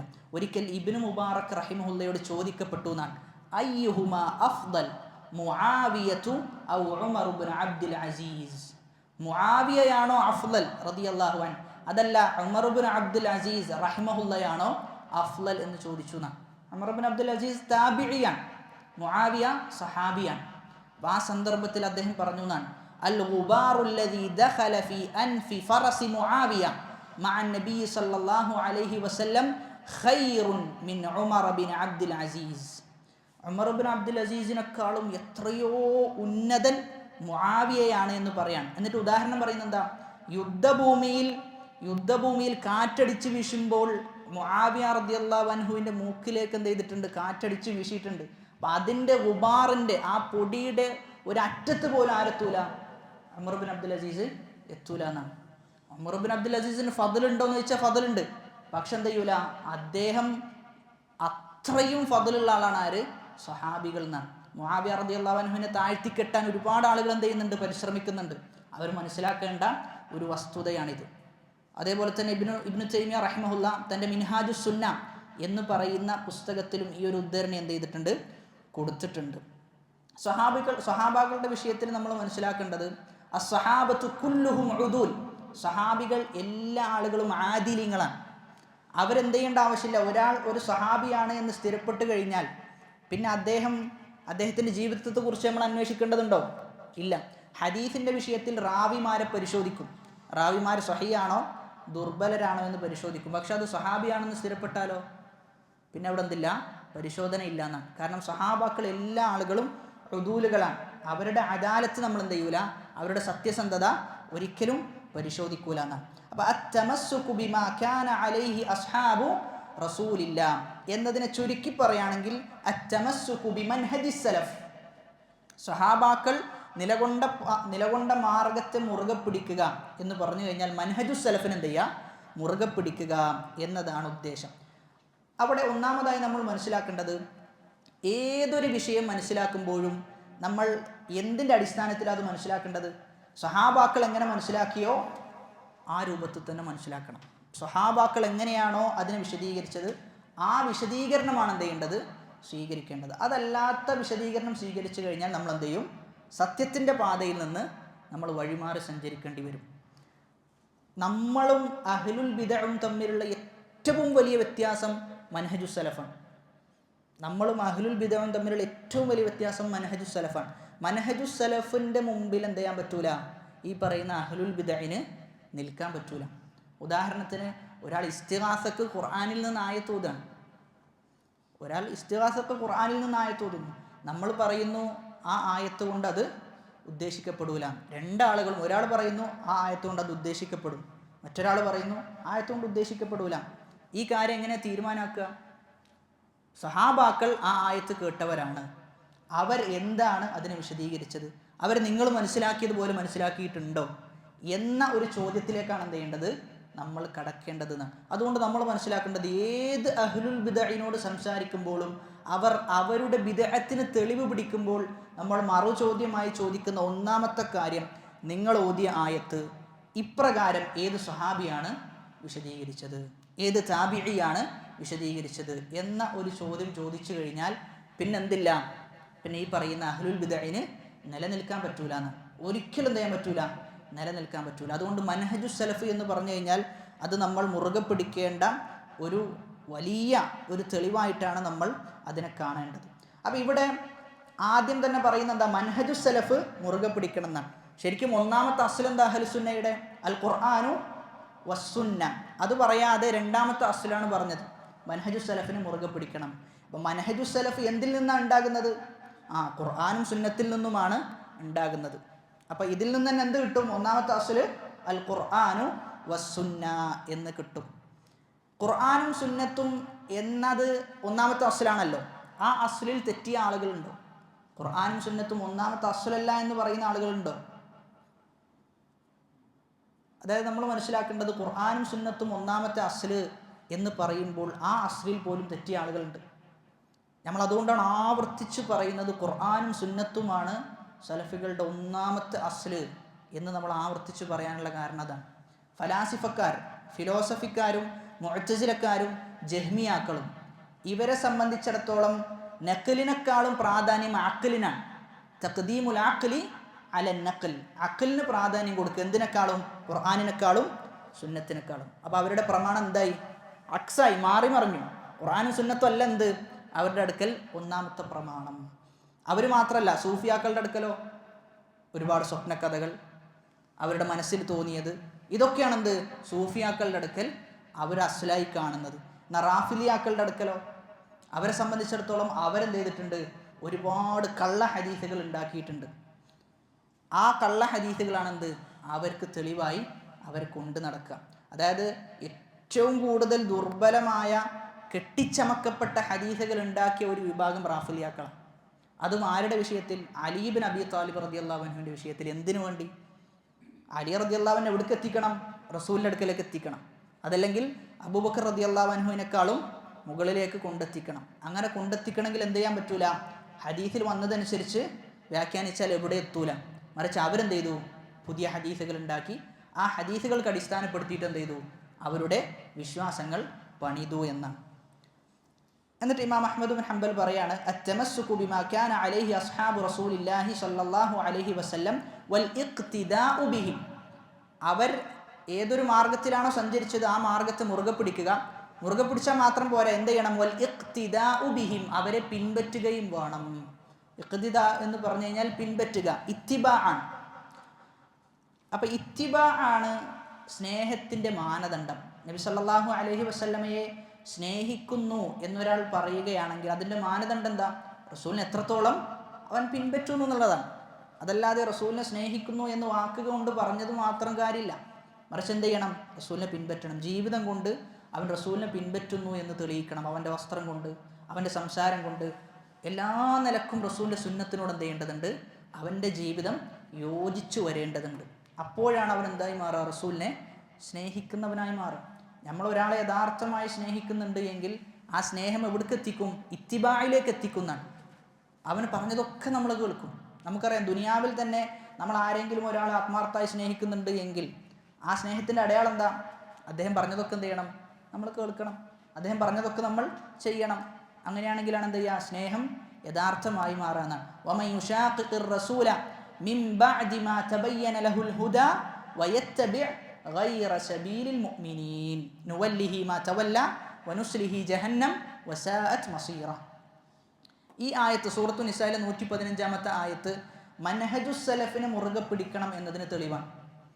മൻഹജുസ് സലഫിനെ മുറുകെ പിടിക്കണം എന്നതിൻ്റെ തെളിവെന്താ? സൂറത്തു നിസായിലെ 115-ാമത്തെ ആയത്താണ്. ചില ആളുകളെ സംബന്ധിച്ചിടത്തോളം നമ്മൾ മൻഹജുസ് സലഫ് എന്ന് പറഞ്ഞാൽ തന്നെ അവർ കളിയാക്കി പറയും, ഇവർക്ക് മൂന്നാമത്തെ ഒരു പ്രമാണമാണെന്ത്? മൻഹജുസ് സലഫ് എന്ന്. കാരണം കളിയാക്കുക, പരിഹസിക്കുക എന്നല്ലാതെ അവർക്ക് എന്ത് ചെയ്യാൻ പറ്റൂല? തെളിവ് കൊണ്ട് ഒന്നും ചെയ്യാൻ പറ്റാത്തപ്പോഴാണ് എന്ത് ചെയ്യുക? പരിഹാസത്തിലേക്ക് പോവുക. അപ്പോൾ നമ്മൾ മനസ്സിലാക്കേണ്ടത് മൻഹജുസ് സലഫിനുള്ള തെളിവാണ് സൂറത്തു നിസായിലെ 115-ാമത്തെ ആയത്ത്. ആ ആയത്തിൽ നിന്ന് എങ്ങനെയാണ് നമുക്ക് ആ തെളിവ് എടുക്കാൻ പറ്റുക? വമൻ യുശാഖിഖിർ റസൂല മിൻ ബഅദി മാ തബയ്യന ലഹുൽ ഹുദാ വയത്തബിഅ, അവൻ പിൻപറ്റുന്നു ഏത് മാർഗം? ഗൈറ സബീലിൽ മുഅ്മിനീൻ, മുഅ്മിനീങ്ങളുടേതല്ലാത്ത പാത അവൻ പിൻപറ്റുന്നു എന്നാണ്. അപ്പം മുഅ്മിനീങ്ങളുടേതല്ലാത്ത പാത എന്ന് പറയുമ്പോൾ ആദ്യത്തെ മുഅ്മിനീങ്ങൾ ആരാ?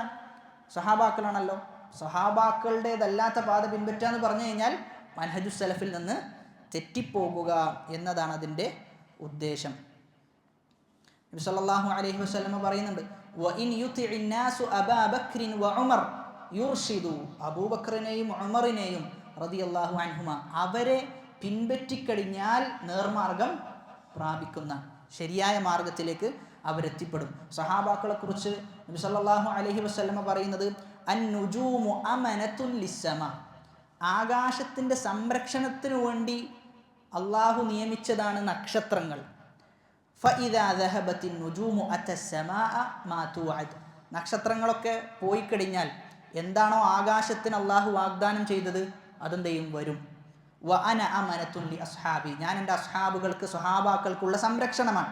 ഫഇദാ ദഹബ്തു, ഞാൻ പോയി കഴിഞ്ഞാൽ അതാ അസ്ഹാബി മാ യുഅദുൻ, എൻ്റെ അസ്ഹാബുകൾക്ക് എന്താണോ അള്ളാഹു വാഗ്ദാനം ചെയ്തത് അത് വന്നെത്തും. വ അസ്ഹാബി അമനത്തുൻ ലി ഉമ്മത്തി, എൻ്റെ ഉമ്മത്തിൻ്റെ സംരക്ഷകരാണ് ആര്? അസ്ഹാബികൾ, സ്വഹാബാക്കൾ, എൻ്റെ സ്വഹാബാക്കൾ. ഫഇദാ ദഹബ അസ്ഹാബി, എൻ്റെ അസ്ഹാബികൾ പോയി കഴിഞ്ഞാൽ അതാ ഉമ്മത്തി മാ യുഅദൂൻ, എൻ്റെ ഉമ്മത്തിന് എന്താണ് അള്ളാഹു വാഗ്ദാനം ചെയ്തത് അത് വരുന്ന. അപ്പോൾ ഇവിടെ പറയുന്നത് വ അസ്ഹാബി അമനത്തുൻ ലി ഉമ്മത്തി, എൻ്റെ ഉമ്മത്തിനുള്ള സംരക്ഷകരാണ് സ്വഹാബാക്കൾ എന്ന് പറയാം. മറ്റൊരു ഹദീസിൽ നബി സല്ലല്ലാഹു അലൈഹി വസല്ലം പറയുന്നത് ഫഇന്നഹു മൻ യഇശ് മിൻകും ബഅദി, എനിക്ക് ശേഷം ജീവിക്കുന്ന ആളുകൾ അവർക്ക് എന്ത് ചെയ്യാൻ പറ്റും? ഒരുപാട് ഇഖ്തിലാഫുകൾ കാണാൻ പറ്റും. അവരെന്താ ചെയ്യേണ്ടത്? ഫഅലൈക്കും ബിസുന്നതി വസുന്നത്തിൽ ഖുലഫാഇർ റാഷിദീനൽ മഹ്ദിയീൻ, എൻ്റെ സുന്നത്ത് പിൻപറ്റണം, അതല്ലെങ്കിലോ ഖുലഫാഉർ റാഷിദുകളുടെ സുന്നത്ത് പിൻപറ്റണം എന്നാണ് പറയുന്നത്. അങ്ങനെ ഒരുപാട് ഹദീസുകൾ ആ വിഷയത്തിൽ നമുക്ക് കാണാൻ പറ്റും. നബി സല്ലല്ലാഹു അലൈഹി വസല്ലം സ്വഹാബാക്കളെ ഉദ്ദേശിച്ചു കൊണ്ട് പറയുന്നത് അക്രിമു അസ്ഹാബി, എൻ്റെ അസ്ഹാബുകളെ നിങ്ങൾ എന്ത് ചെയ്യണം? ആദരിക്കണം. ഫഇന്നഹും ഖിയാറുക്കും, നിങ്ങളുടെ കൂട്ടത്തിൽ ഏറ്റവും ഖൈറുള്ള ആളുകൾ ആരാണ്? സ്വഹാബികളാണ്. നിങ്ങളുടെ കൂട്ടത്തിൽ ഏറ്റവും ഖൈറുള്ള ആളുകൾ. നമ്മൾ മനസ്സിലാക്കേണ്ടത്, നമ്മെ സംബന്ധിച്ചിടത്തോളം നമ്മൾ ഏറ്റവും കൂടുതൽ പഠിക്കേണ്ടത് റസൂലിനെയാണ്. ആ റസൂലിന് ശേഷം നമ്മൾ പഠിക്കേണ്ടത് ആരെയാണ്? സഹാബികളെയാണ്. അവിടെയാണ് ഷെയ്ഖ് റസലാൻ ഹഫിളൊക്കെ പറയുന്നത്, ഇന്ന് ഒരു മുസ്ലിം യുവാവിനോട് അവൻ ഇഷ്ടപ്പെടുന്ന ഏതെങ്കിലും ടീമിലെ, ഫുട്ബോൾ ടീമിലെ ഒരു സ്ക്വാഡിലുള്ള ആളുകളുടെ പേര് പറയാൻ പറഞ്ഞു കഴിഞ്ഞാൽ അവൻ എന്ത് ചെയ്യും? സ്ക്വാഡിലുള്ള ആളുകളും സബിലിരിക്കുന്ന ആളുകളും എല്ലാ ആളുകളുടെ പേരും എന്ത് ചെയ്യും? അവൻ പറയും. ഇനി അതല്ല, 2 വർഷം മുമ്പ് ആ ടീമിൻ്റെ അവസ്ഥ എന്തായിരുന്നു എന്ന് പോലും എനിക്ക് എന്ത് ചെയ്യാൻ പറ്റും? പറയാൻ പറ്റും. എന്നാൽ 10 സഹാബാക്കളുടെ പേര് അവനോട് പറഞ്ഞാലോ എനിക്ക് പറയാൻ പറ്റൂല. എന്നാൽ ആ 5 സഹാബാക്കളുടെ ചരിത്രം വായിച്ചിട്ടുണ്ടോ എന്ന് ചോദിച്ചാലോ അതും പറയാൻ പറ്റൂല. എന്നാൽ അവൻ ഇഷ്ടപ്പെടുന്ന താരത്തിൻ്റെ പേരറിയാം, ആ താരത്തിന് എത്ര കുട്ടികളുണ്ട് എന്നറിയാം, ആ കുട്ടികളിൽ കളിക്കുന്ന ആളുകൾ ആരാണെന്നറിയാം. അപ്പോൾ നമ്മൾ ആലോചിക്കേണ്ടത് നമ്മളുടെ പോക്ക് ഏത് കോലത്തിലാണെന്നുള്ളത് എന്ത് ചെയ്യേണ്ടതുണ്ട്? നമ്മൾ ആലോചിക്കേണ്ടതുണ്ട് എന്നുള്ളതാണ്. അതുകൊണ്ട് നമ്മെ സംബന്ധിച്ചിടത്തോളം സഹാബാക്കളെ കുറിച്ച് പഠിക്കുക, അവരുടെ ജീവിതം ഉൾക്കൊള്ളുക എന്നതിൽ പരം ആസ്വാദനം ലഭിക്കുന്ന മറ്റൊന്നൊന്നില്ല, ലോകത്തില്ല എന്നുള്ളതാണ്. അവരെ പഠിച്ചു കഴിഞ്ഞാൽ നമ്മുടെ ജീവിതത്തിൽ നമ്മൾ ഉദ്ദേശിക്കാത്ത സമാധാനം എന്ത് ചെയ്യും? നമുക്ക് ലഭിക്കും. അതുകൊണ്ട് സഹാബാക്കളെ കുറിച്ച് പറയുമ്പോൾ അവരുടെ സ്ഥാനം നമുക്കറിയണമെങ്കിൽ അവരുടെ ജീവിതം പഠിക്കുന്ന വേണം. അവരുടെ ജീവിതം നമ്മൾ പഠിച്ചേ മതിയാകുള്ളൂ എന്നാണ്. അതല്ലെങ്കിൽ എന്ത് ചെയ്യാൻ പറ്റൂല? നമുക്ക് അവരുടെ ജീവിതത്തെ തൊട്ടറിയാൻ സാധിക്കുകയില്ല. നബി സല്ലല്ലാഹു അലൈഹി വസല്ലം പറയാണ് ഖൈറു ഉമ്മത്തി, എൻ്റെ ഉമ്മത്തിൽ ഏറ്റവും ഖൈറുള്ള ആളുകൾ സഹാബാക്കളാണെന്ന് പറയുമ്പോൾ ആ ഖൈറുള്ള ഉമ്മത്തിനെ കുറിച്ച് നമ്മൾ അജ്ഞരാണ് എന്ന് പറഞ്ഞു കഴിഞ്ഞാൽ അത് വളരെ വലിയ അശ്രദ്ധയാണ്, വളരെ വലിയ അശ്രദ്ധയാണ്. അതുകൊണ്ട് നമ്മൾ വായിക്കുന്ന സമയത്ത് ഇൽമിയായി ഒരുപാട് നമ്മൾ വായിക്കും. പക്ഷെ നമ്മുടെ ജസദിനെ, നമ്മുടെ നഫ്സിനെ ഉണർത്തുന്ന രൂപത്തിലുള്ള വായനകൾ എന്ന് പറഞ്ഞു കഴിഞ്ഞാൽ സഹാബാക്കളെ കുറിച്ചുള്ള വായനകളാണ് എന്നുകൂടി നമ്മൾ മനസ്സിലാക്കുക. ഇനി അടുത്ത മത്നിലേക്ക് പ്രവേശിക്കുകയാണെങ്കിൽ വതർക്കുൽ ബിദഇ, മൻഹജുസ് സലഫിനെ മുറുകെ പിടിക്കണം, സഹാബാക്കളെ പിൻപറ്റണം എന്ന് പറഞ്ഞു. എന്നിട്ട് പറയാണ് വതർക്കുൽ ബിദഅ, അതിൻ്റെ നേരെ ഓപ്പോസിറ്റ് ബിദഅത്തുകൾ എന്ത് ചെയ്യണം? ഒഴിവാക്കണം. ബിദഅത്തുകളെ ഒഴിവാക്കേണ്ടതുണ്ട് എന്ന് പറയാം. അപ്പോൾ അൽ ബിദഅ എന്നാണ് പ്രയോഗിച്ചിട്ടുള്ളത്. അൽ ബിദഅ എന്ന് പറഞ്ഞു കഴിഞ്ഞാൽ ജംഉ ബിദഅത്തിൻ, ബിദഅത്തിൻ്റെ ജംആണ് ബിദഅത്തുകൾ എന്നാണ് അർത്ഥം. ബിദഅത്തുകൾ. തർക്കു കുല്ലി ഹദസിൻ ഫിദ്ദീൻ, എന്താണ് ബിദഅത്ത് എന്ന് പറഞ്ഞു കഴിഞ്ഞാൽ ദീനിൽ പുതുതായി ചേർക്കപ്പെട്ടതിനെയെല്ലാം എന്ത് ചെയ്യുക? ഒഴിവാക്കുക എന്നതാണ് ബിദഅത്ത് എന്നതുകൊണ്ട് അർത്ഥമാക്കുന്നത്. അതിലൊന്നാമത്തെ മസ്അലയായിട്ട് നമ്മൾ മനസ്സിലാക്കേണ്ടത് ബിദഅത്തിൻ്റെ വിഷയത്തിൽ എന്താണ് ബിദഅത്ത് എന്നാണ്. എന്താണ് ബിദഅത്ത്? അപ്പോൾ ബിദഅത്തിൻ്റെ വിഷയത്തിൽ പണ്ഡിതന്മാരുടെ ഉദ്ധരണികളൊക്കെ പരിശോധിച്ചു കഴിഞ്ഞാൽ വ്യത്യസ്തങ്ങളായ ഡെഫിനിഷനുകളാണ്, താരീഫുകളാണ് എന്ത് ചെയ്തിട്ടുള്ളത്? കൊടുത്തിട്ടുള്ളത്. ചുരുക്കി മനസ്സിലാക്കുകയാണെങ്കിൽ നബി സല്ലല്ലാഹു അലൈഹി വസല്ലം പറഞ്ഞതുപോലെ വഇയ്യാകും വമുഹ്ദസാത്തിൽ ഉമൂർ, ദീനിൽ പുതുതായി ഉണ്ടാക്കിയ എല്ലാ കാര്യങ്ങളും എന്താണ്? ബിദഅത്താണ്. ദീനിൽ പുതുതായി ഉണ്ടാക്കിയ എല്ലാ കാര്യങ്ങളും, അതാണ് പറഞ്ഞത് മൻ അഹ്ദസ, പുതുതായി ഉണ്ടാക്കി, ഫി അംരിന, നമ്മുടെ വിഷയത്തിൽ എന്നതുകൊണ്ട് ഉദ്ദേശം ദീനി വിഷയത്തിൽ പുതുതായി ഉണ്ടാക്കിയാലാണ് അതിനെ ഏത് ഗണത്തിൽ ഉൾപ്പെടുത്തുക? ബിദഅത്തിൻ്റെ ഗണത്തിൽ ഉൾപ്പെടുത്തുക എന്നാണ്. ഇനി അവിടെ രണ്ടാമത്തെ മസ്അലയായി മനസ്സിലാക്കേണ്ടത് ഖത്തറുൽ ബിദ്അ, ബിദ്അത്തിന്റെ അപകടമാണ്. ബിദ്അത്തിന്റെ അപകടമാണ് മനസ്സിലാക്കേണ്ടത്. അതിൽ ഒന്നാമത്തേത് ബിദ്അത്ത് എന്നത് ഇഹ്ദാസുൻ ഫിദ്ദീൻ, ദീനിൽ പുതുതായി ഒരു കാര്യം ഉണ്ടാക്കലാണ്. അതാണ് ഒന്നാമത്തെ അപകടം. ദീനിൽ പുതുതായി കാര്യങ്ങൾ ഉണ്ടാക്കുക എന്നുള്ളതാണ് ഒന്നാമത്തെ അപകടമായി നമ്മൾ മനസ്സിലാക്കേണ്ടത്. നബി സല്ലല്ലാഹു അലൈഹി വസല്ലം തന്നെ പറഞ്ഞു, ഷർറുൽ ഉമൂരി മുഹ്ദസാതുഹാ മൻ അഹ്ദസ ഫീ അംരിനാ ഹാദാ മാ ലൈസ മിൻഹു ഫഹുവ റദ്ദുൻ. അതാണ് ഒന്നാമത്തെ അപകടം, ദീനിൽ പുതുതായി ഉണ്ടാക്കുന്നു. രണ്ടാമത്തെ ബിദ്അത്തിന്റെ അപകടം അൽ ബിദ്അത്തു മിൻ ജുംലത്തിൽ ഖൗലി അലല്ലാഹി ബിലാ ഇൽമിൻ വലാ ബുർഹാൻ. അല്ലാഹുവിനെ കുറിച്ച് അറിവില്ലാതെ സംസാരിക്കലാണെന്ത് ബിദ്അത്തുകാരൻ ചെയ്യുന്നത് എന്നാണ്. അല്ലാഹുവിനെ കുറിച്ച് അറിവില്ലാതെ സംസാരിക്കുക എന്ന് പറഞ്ഞു കഴിഞ്ഞാൽ അഅ്ലമുൽ മുഹറമാത്ത്, ഏറ്റവും വലിയ ഹറാമാണെന്ത് അള്ളാഹുവിനെ കുറിച്ച് അറിവില്ലാതെ സംസാരിക്കുക. അപ്പം അള്ളാഹു ദീനായിട്ട് എന്താണ് അവതരിപ്പിച്ചത്, ആ ദീന് സ്വീകരിക്കാതെ ഓൻ പറയാം ഇതും എന്താണ് ദീനിൻ്റെ ഭാഗമാണ് എന്ന് പറയാം. അപ്പം ദീനിൻ്റെ ഭാഗമാണ് എന്ന് പറയണമെങ്കിൽ ആര് പറയണം? അള്ളാഹ് പറയണം. അപ്പോൾ ഒരാൾ ഇത് ദീനിൻ്റെ ഭാഗമാണ് എന്ന് പറയുമ്പോൾ അവൻ പറയാതെ പറയുന്നത് ആരുടെ വിഷയത്തിലാണ്? അള്ളാഹിൻ്റെ വിഷയത്തിലാണ് അവൻ പറയുന്നത്. അപ്പോൾ രണ്ടാമത്തെ അപകടം എന്നത് അള്ളാഹുവിനെ കുറിച്ച് അറിവില്ലാതെ സംസാരിക്കലാണ് ബിദ്അത്തുകാരൻ ചെയ്യുന്നത് എന്നാണ്. വലാ തഖ്ഫു മാ ലൈസ ലക ബിഹി ഇൽം, നിനക്ക് അറിവില്ലാത്ത വിഷയത്തിൽ നീ ഇടപെടരുത് എന്നാണ്. ഇന്ന സമഅ വൽ ബസറ വൽ ഫുആദ കുല്ലു ഉലൈക കാന അൻഹു മസ്ഊല. എല്ലാം അള്ളാഹിൻ്റെ അടുക്കൽ ചോദ്യം ചെയ്യപ്പെടുന്ന, എല്ലാ കാര്യങ്ങളും ചോദ്യം ചെയ്യപ്പെടുന്ന അവസ്ഥ ഉണ്ടാകും. അതാണ് രണ്ടാമത്തെ അപകടമായി നമ്മൾ മനസ്സിലാക്കേണ്ടത്. മൂന്നാമത്തേത് അന്നഹ ശറഉൻ ഫിദ്ദീനി മാ ലം യഅ്സൻ ബിഹില്ലാ, അള്ളാഹു അനുവദിക്കാത്ത ഒരു കാര്യം എന്ത് ചെയ്യലാണ്? ദീനിൽ സ്ഥിരപ്പെടുത്തലാണ്. അള്ളാഹു അനുവദിച്ചിട്ടില്ല, അപ്പം അനുവദിക്കാത്തൊരു കാര്യത്തെ ദീനിൽ സ്ഥിരപ്പെടുത്തലാണ് ബിദ്അത്തുകാരൻ ചെയ്യുന്നത് എന്നാണ്. അതാണ് രണ്ടാമത്തെ വിഷയം. അവിടെ നമ്മളൊരു അടിസ്ഥാനമായിട്ട് നമ്മൾ മനസ്സിലാക്കേണ്ടത് ലാ തശ്രീഅ ഫിദ്ദീനി ഇല്ലാ ബിഇദ്നിൻ ശറഈ, ദീനിൽ ഒരു കാര്യവും പുതുതായി ഉണ്ടാക്കാൻ പറ്റൂല, ശറഇൽ നിന്ന് എന്ത് വേണം? അനുമതി വേണം. ശറഇൽ നിന്ന് അനുമതി ഇല്ലാതെ ദീനിൽ ഒരു പുതിയ കാര്യവും ഉണ്ടാക്കാൻ പാടില്ല. ഇനിൽ ഹുക്മു ഇല്ലാ ലില്ലാ, അള്ളാഹുവിനാണ് എല്ലാ ഹുക്കുമിൻ്റെയും അനുമതിയുള്ളത്. അള്ളാഹുവാണ് ഹുക്മ് പുറപ്പെടുവിക്കേണ്ടത് എന്നാണ്. അള്ളാഹു സുബ്ഹാനഹു വ തആല സൂറത്തു ശുഅറായിൽ ചോദിക്കുന്നത് അം ലഹും ശുറകാ ശറഉ ലഹും മിനദ്ദീൻ മാ ലം യഅ്സൻ ബിഹില്ലാ, അവർക്ക് പങ്കാളികളുണ്ടോ? ദീനിൽ ചില കാര്യങ്ങളൊക്കെ അവർക്ക് നിയമിക്കുന്ന നിയമമാക്കി കൊടുക്കുന്ന പങ്കാളികൾ അവർക്കുണ്ടോ എന്നുള്ള ചോദിക്കാൻ. അങ്ങനെ ഇല്ല എന്ന് അള്ളാഹു സ്ഥാപിക്കുകയാണ് അവിടെ ചെയ്യുന്നുള്ളത്.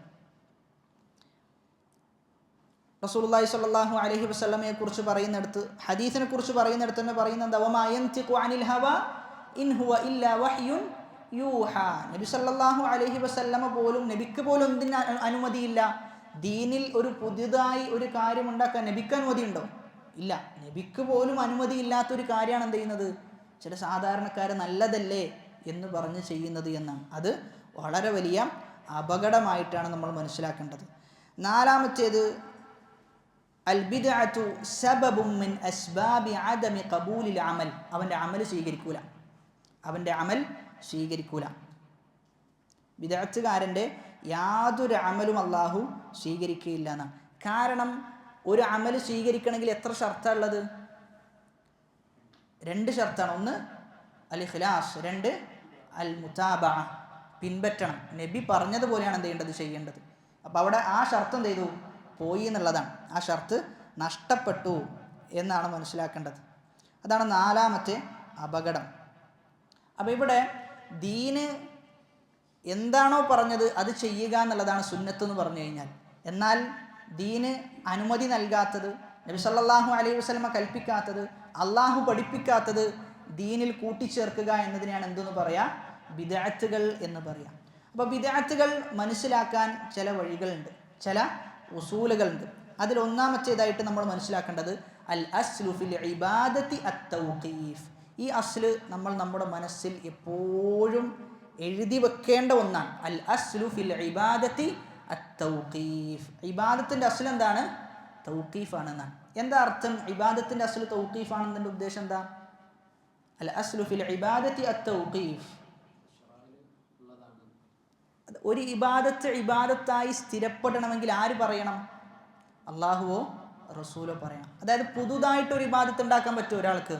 ഇല്ല, പുതുതായി ഒരു ഇബാദത്ത് ഉണ്ടാക്കാൻ പറ്റൂല. ഇബാദത്തിൻ്റെ അസ്ല് തൗഖീഫാണ്. എന്തിൻ്റെ മേലാണ് ഇബാദത്ത് നിലകൊള്ളുന്നത്? ഖുർആനിൻ്റെയും സുന്നത്തിൻ്റെയും മേലാണ് നിലകൊള്ളുന്നത് എന്നാണ്. അങ്ങനെയാണെങ്കിൽ ഒരു ചോദ്യം, ഒരാൾ എന്ത് ചെയ്തു? ഒരു പുതിയ ഇബാദത്ത് ഉണ്ടാക്കി. ഒരാൾ പറയാണ് ഒരു പുതിയ ഇബാദത്ത് ഉണ്ടാക്കി കഴിഞ്ഞു. അങ്ങനെ ഇബാദത്ത് ഉണ്ടാക്കിയിട്ട് നമ്മൾ അദ്ദേഹത്തോട് പറഞ്ഞു ഇത് ബിദ്അത്താണെന്ന് പറഞ്ഞു, ഇത് ഉണ്ടാക്കാൻ പാടില്ല, എങ്ങനെയാണ് നീ ഒരു ബിദ്അത്ത് ഉണ്ടാക്കുക എന്ന് ചോദിച്ചപ്പോൾ അദ്ദേഹം പറഞ്ഞു റസൂല് ഇത് ചെയ്യാൻ പാടില്ല എന്ന് പറഞ്ഞിട്ടുണ്ടോ എന്ന് തിരിച്ചൊരു ചോദ്യം ചോദിച്ചു. ഒരു പുതിയ കാര്യം ഉണ്ടാക്കി, എന്നിട്ട് ഒന്ന് ചോദിക്കുകയാണ് റസൂൽ ചെയ്യാൻ പാടില്ല എന്ന് പറഞ്ഞിട്ടുണ്ടോ എന്ന് ചോദിക്കുകയാണ്. അപ്പം നമുക്ക് എന്താ അവിടെ മറുപടി കൊടുക്കാൻ പറ്റുക? ഒന്നാമത്തെ മറുപടി, റസൂൽ ചെയ്യാൻ പാടുണ്ടെന്ന് പറഞ്ഞിട്ടുണ്ടോ? റസൂൽ ചെയ്യാൻ പാടുണ്ടെന്ന് പറഞ്ഞിട്ടുണ്ടോ? ഇല്ലല്ലോ, അതില്ല. രണ്ടാമത്തേത് അൽ അസ്ലു ഫിൽ ഇബാദത്തി അത്തൗഖീഫ്. ഒരു കാര്യം ഇബാദത്തായിട്ട് ആരാണോ അവതരിപ്പിക്കുന്നത് അവനാണ് എന്ത് ചെയ്യേണ്ടത്? തെളിവ് കൊണ്ടുവരേണ്ടത്. ഏതെങ്കിലും ഒരാൾ പറയാം ഇന്നത് ഇബാദത്താണെന്ന് പറഞ്ഞു കഴിഞ്ഞാൽ ആരാണോ പറയുന്നത് അവൻ എന്ത് ചെയ്യണം? തെളിവ് കൊണ്ടുവരണം എന്നാണ്. നബിദിനത്തിൻ്റെ വിഷയത്തിലൊക്കെ സാധാരണ നമ്മൾ ബിദ്അത്താണ് എന്ന് പറയുമ്പോൾ വലിയ ചോദ്യം എന്ന നിലക്ക് വലിയ ജീവികളായി ചമഞ്ഞുകൊണ്ട് അവർ ചോദിക്കാറുള്ളതാണ് നബിദിനം പാടില്ല എന്ന് നബി സല്ലല്ലാഹു അലൈഹി വസല്ലം പറഞ്ഞിരുന്നോ എന്ന്. അപ്പോൾ അവിടെ മനസ്സിലാക്കേണ്ട എന്താ? നബിദിനം ഇബാദത്താണ് എന്നൊരാൾ വാദിച്ചു കഴിഞ്ഞാൽ ആ വാദിച്ചവനാണ് എന്ത് ചെയ്യേണ്ടത്? തെളിവ് കൊണ്ടിരേണ്ടത്. അത് മാത്രമല്ല, പാടുണ്ടെന്ന് നബി പറഞ്ഞിട്ടുണ്ടോ? സഹാബാക്കൾ പറഞ്ഞിട്ടുണ്ടോ? ആരും പറഞ്ഞിട്ടില്ല. അപ്പം അതൊരു വിഡ്ഢിത്തരാണ്. ഇബാദത്ത് സ്വന്തം ഉണ്ടാക്കുക, എന്നിട്ട് പറയാം ഒരുപാട് കാലത്തിന് ശേഷം ഇബാദത്ത് ഉണ്ടാക്കുക, എന്നിട്ട് നബി എന്ത് ചെയ്യണം? ആ ഇബാദത്ത് പാടില്ല എന്ന് പറയണമെന്നും പറയാം. അങ്ങനെയാണെങ്കിൽ ഒന്ന് ആലോചിച്ച് നോക്കിയേ, ഒരു പുതിയ തരത്തിലുള്ള എന്തെങ്കിലും ആൽക്കഹോളിക്കായ വസ്തുക്കൾ ഒരാൾ പറയണം MDMA പാടില്ല എന്ന് റസൂൽ പറഞ്ഞിട്ടുണ്ടോ? ആ പേരും പറഞ്ഞുകൊണ്ട് ഒരാൾ ചോദിക്കുകയാണെങ്കിൽ എന്തോ ഉത്തരം പറയുവാനോട്? അതിൻ്റെയൊക്കെ അസ്ലിതാണ്, ഒക്കത്തിൻ്റെ അസ്ലിതാണ്. എന്താണോ മത്തുണ്ടാക്കുന്നതൊക്കെ പാടില്ല എന്ന് പറഞ്ഞു കഴിഞ്ഞു. ഇനി അതിനുശേഷം എന്തൊക്കെയാണോ വന്നത് അതൊക്കെ എന്ത് ചെയ്യും? ഖിയാസ് ചെയ്യപ്പെടും. ഒന്നും പാടില്ല എന്നാണ്. അപ്പോൾ അൽ അസ്ലു ഫിൽ ഇബാദത്തി അത്തൗഖീഫ്. ഇബാദത്തിൻ്റെ അടിസ്ഥാനം തൗഖീഫാണ് എന്നാണ് നമ്മൾ അതിൻ്റെ വിഷയത്തിൽ, ബിദ്അത്തിൻ്റെ വിഷയത്തിൽ നമ്മൾ മനസ്സിലാക്കേണ്ട വളരെ പ്രാധാന്യം അർഹിക്കുന്ന വിഷയം. ഇനിയും ഒരുപാട് കായിദകളുണ്ട്. മറ്റൊരു കായിദ നമ്മൾ മനസ്സിലാക്കേണ്ടത് അൽ അസ്ലു ബി റബ്തിൽ ഇബാദത്തി ബിസബബി അത്തൗഖീഫ്. അൽ അസ്ലു ബി റബ്തിൽ ഇബാദത്തി ബിസബബിൻ അത്തൗഖീഫ്. അതായത് ബിദ്അത്തുകൾ എങ്ങനെ തിരിച്ചറിയാമെന്നാണ് നമ്മൾ പറയുന്നത്. ഒന്നാമത്തെ അസ്ൽ എന്താ? അൽ അസ്ലു ഫിൽ ഇബാദത്തി അത്തൗഖീഫ്. രണ്ടാമത്തെ അസ്ൽ അൽ അസ്ലു ബി റബ്തിൽ ഇബാദത്തി ബിസബബിൻ അത്തൗഖീഫ്. ഒരു കാരണത്തിലേക്ക് ബന്ധിപ്പിക്കുക എന്ന് പറഞ്ഞു കഴിഞ്ഞാലും അതിനും എന്ത് വേണം? തൗഖീഫാണ് അസ്ല് എന്നാണ്. അത് ഉദാഹരണം പറയുമ്പോൾ എന്ത് ചെയ്യും? നിങ്ങൾക്ക് മനസ്സിലാകും. ഇപ്പോൾ ഉദാഹരണം പറയുകയാണെങ്കിൽ ചില ആളുകൾ ചില കാരണത്താൽ എന്ത് ചെയ്യും? ചില ഇബാദത്തുകൾ ചെയ്യും. ഇപ്പോൾ ഉദാഹരണത്തിന് പറയുകയാണെങ്കിൽ പള്ളിയിലേക്ക് വരുമ്പോൾ, പള്ളിയിലേക്ക് കയറി കഴിഞ്ഞാൽ ഒരാൾ പറയണം 10 സ്വലാത്ത്. പള്ളിയിലേക്ക് കയറി കഴിഞ്ഞാൽ 10 സ്വലാത്ത്. അപ്പോൾ ആ സ്വലാത്ത് എന്ത് കാരണത്താലാണ്? പള്ളിയിലേക്ക് കയറുക എന്ന കാരണത്താൽ 10 സ്വലാത്ത്. അപ്പോൾ അങ്ങനെ ഒരു സ്വലാത്ത് ആര് പറയണം? നബി സല്ലല്ലാഹു അലൈഹി വസല്ലം പറയണം. അപ്പോൾ ഒരു കാരണത്തിലേക്ക് ബന്ധിപ്പിച്ചുകൊണ്ട് ഇന്ന കാര്യം ഇബാദത്താണ് എന്ന് ആര് പറയണം? നബി സല്ലല്ലാഹു അലൈഹി വസല്ലം പറയണം. അപ്പോൾ നമ്മൾ മനസ്സിലാക്കണം, നമ്മുടെ നാട്ടിൽ അങ്ങനെ ഒരുപാട് ബിദ്അത്തുകൾ നടക്കുന്നുണ്ട്. ഏതെങ്കിലും ഒരു ദിവസത്തിൻ്റെ കാരണത്താൽ നോമ്പ് നോക്കണം എന്ന് പറഞ്ഞു കഴിഞ്ഞാൽ എന്ത് ചെയ്യണം? ആ പറഞ്ഞവൻ തെളിവ് കൊണ്ടുവരണം, ആ പറഞ്ഞ വ്യക്തി തെളിവ് കൊണ്ടുവരണം എന്നുള്ളതാണ്. അതാണ് രണ്ടാമത്തെ കായിദയായിട്ട് മനസ്സിലാക്കേണ്ടത്. മൂന്നാമത്തേത് സിഫത്തുൽ ഇബാദത്തി തൗഖീഫിയ്യത്തുൻ അലദ് ദലീൽ. ഇത് വളരെ പ്രാധാന്യം അർഹിക്കുന്ന ഒരു കായിദയാണ്. ഇതുവരെ പറഞ്ഞതിൽ ഏറ്റവും പ്രാധാന്യം അർഹിക്കുന്ന ഒരു കായിദയാണ് സിഫത്തുൽ ഇബാദത്തി തൗഖീഫിയ്യത്തുൻ അലദ് ദലീൽ. ഇബാദത്തിൻ്റെ രൂപം ഉണ്ടാവും. ഇബാദത്തിനൊരു രൂപം ഉണ്ടാവുമല്ലോ. ആ രൂപവും എന്തിനെ തേടുന്നുണ്ട്? ദലീലുകളെ തേടുന്നുണ്ട് എന്നുള്ളതാണ്. ഇബാദത്തിനൊരു രൂപം ഉണ്ടാവും, ആ രൂപവും ദലീലിനെ തേടുന്നുണ്ട് എന്നാണ് മനസ്സിലാക്കേണ്ടത്.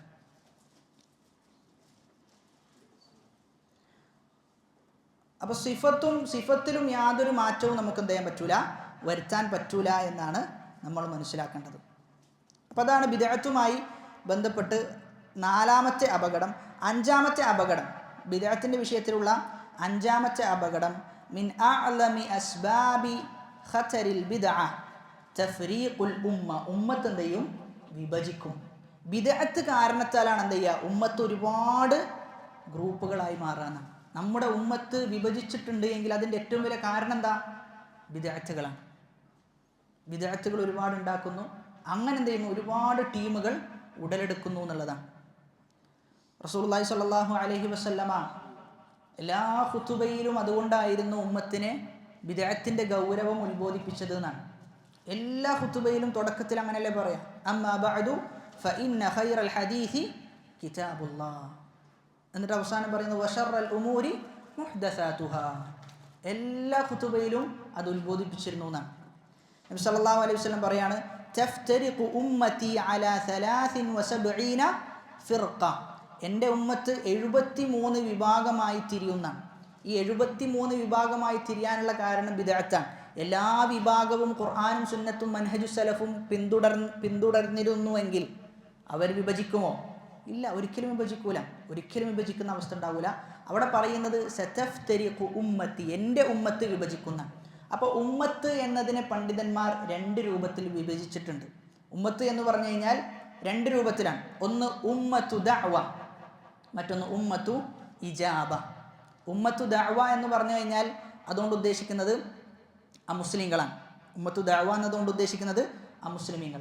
ഉമ്മത്തു ഇജാബ, എന്താ ഇജാബത്ത് എന്ന് പറഞ്ഞു കഴിഞ്ഞാൽ അർത്ഥം എന്താ? ഉത്തരം നൽകിയ ആളുകൾ, അതായത് ഇസ്ലാം പുൽകിയ ആളുകൾ. അപ്പോൾ ഇവിടെ സതഫ്തരിഖു ഉമ്മത്തി, എൻ്റെ ഉമ്മത്ത് വിഭജിക്കുമെന്ന് പറയുമ്പോൾ ഉമ്മത്തു ദഅവയല്ല ഉദ്ദേശം, മറിച്ച് ഉമ്മത്തുൽ ഇജാബയാണ്. മുസ്ലിമീങ്ങൾ എന്ത് ചെയ്യും?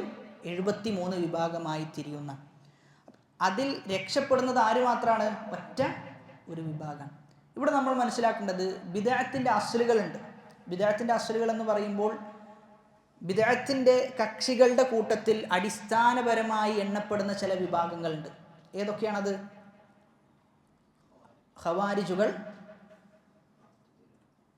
ഖദരിയാക്കൾ, മുർജിയാക്കൾ, ജഹ്മിയാക്കൾ, റവാഫിലുകൾ.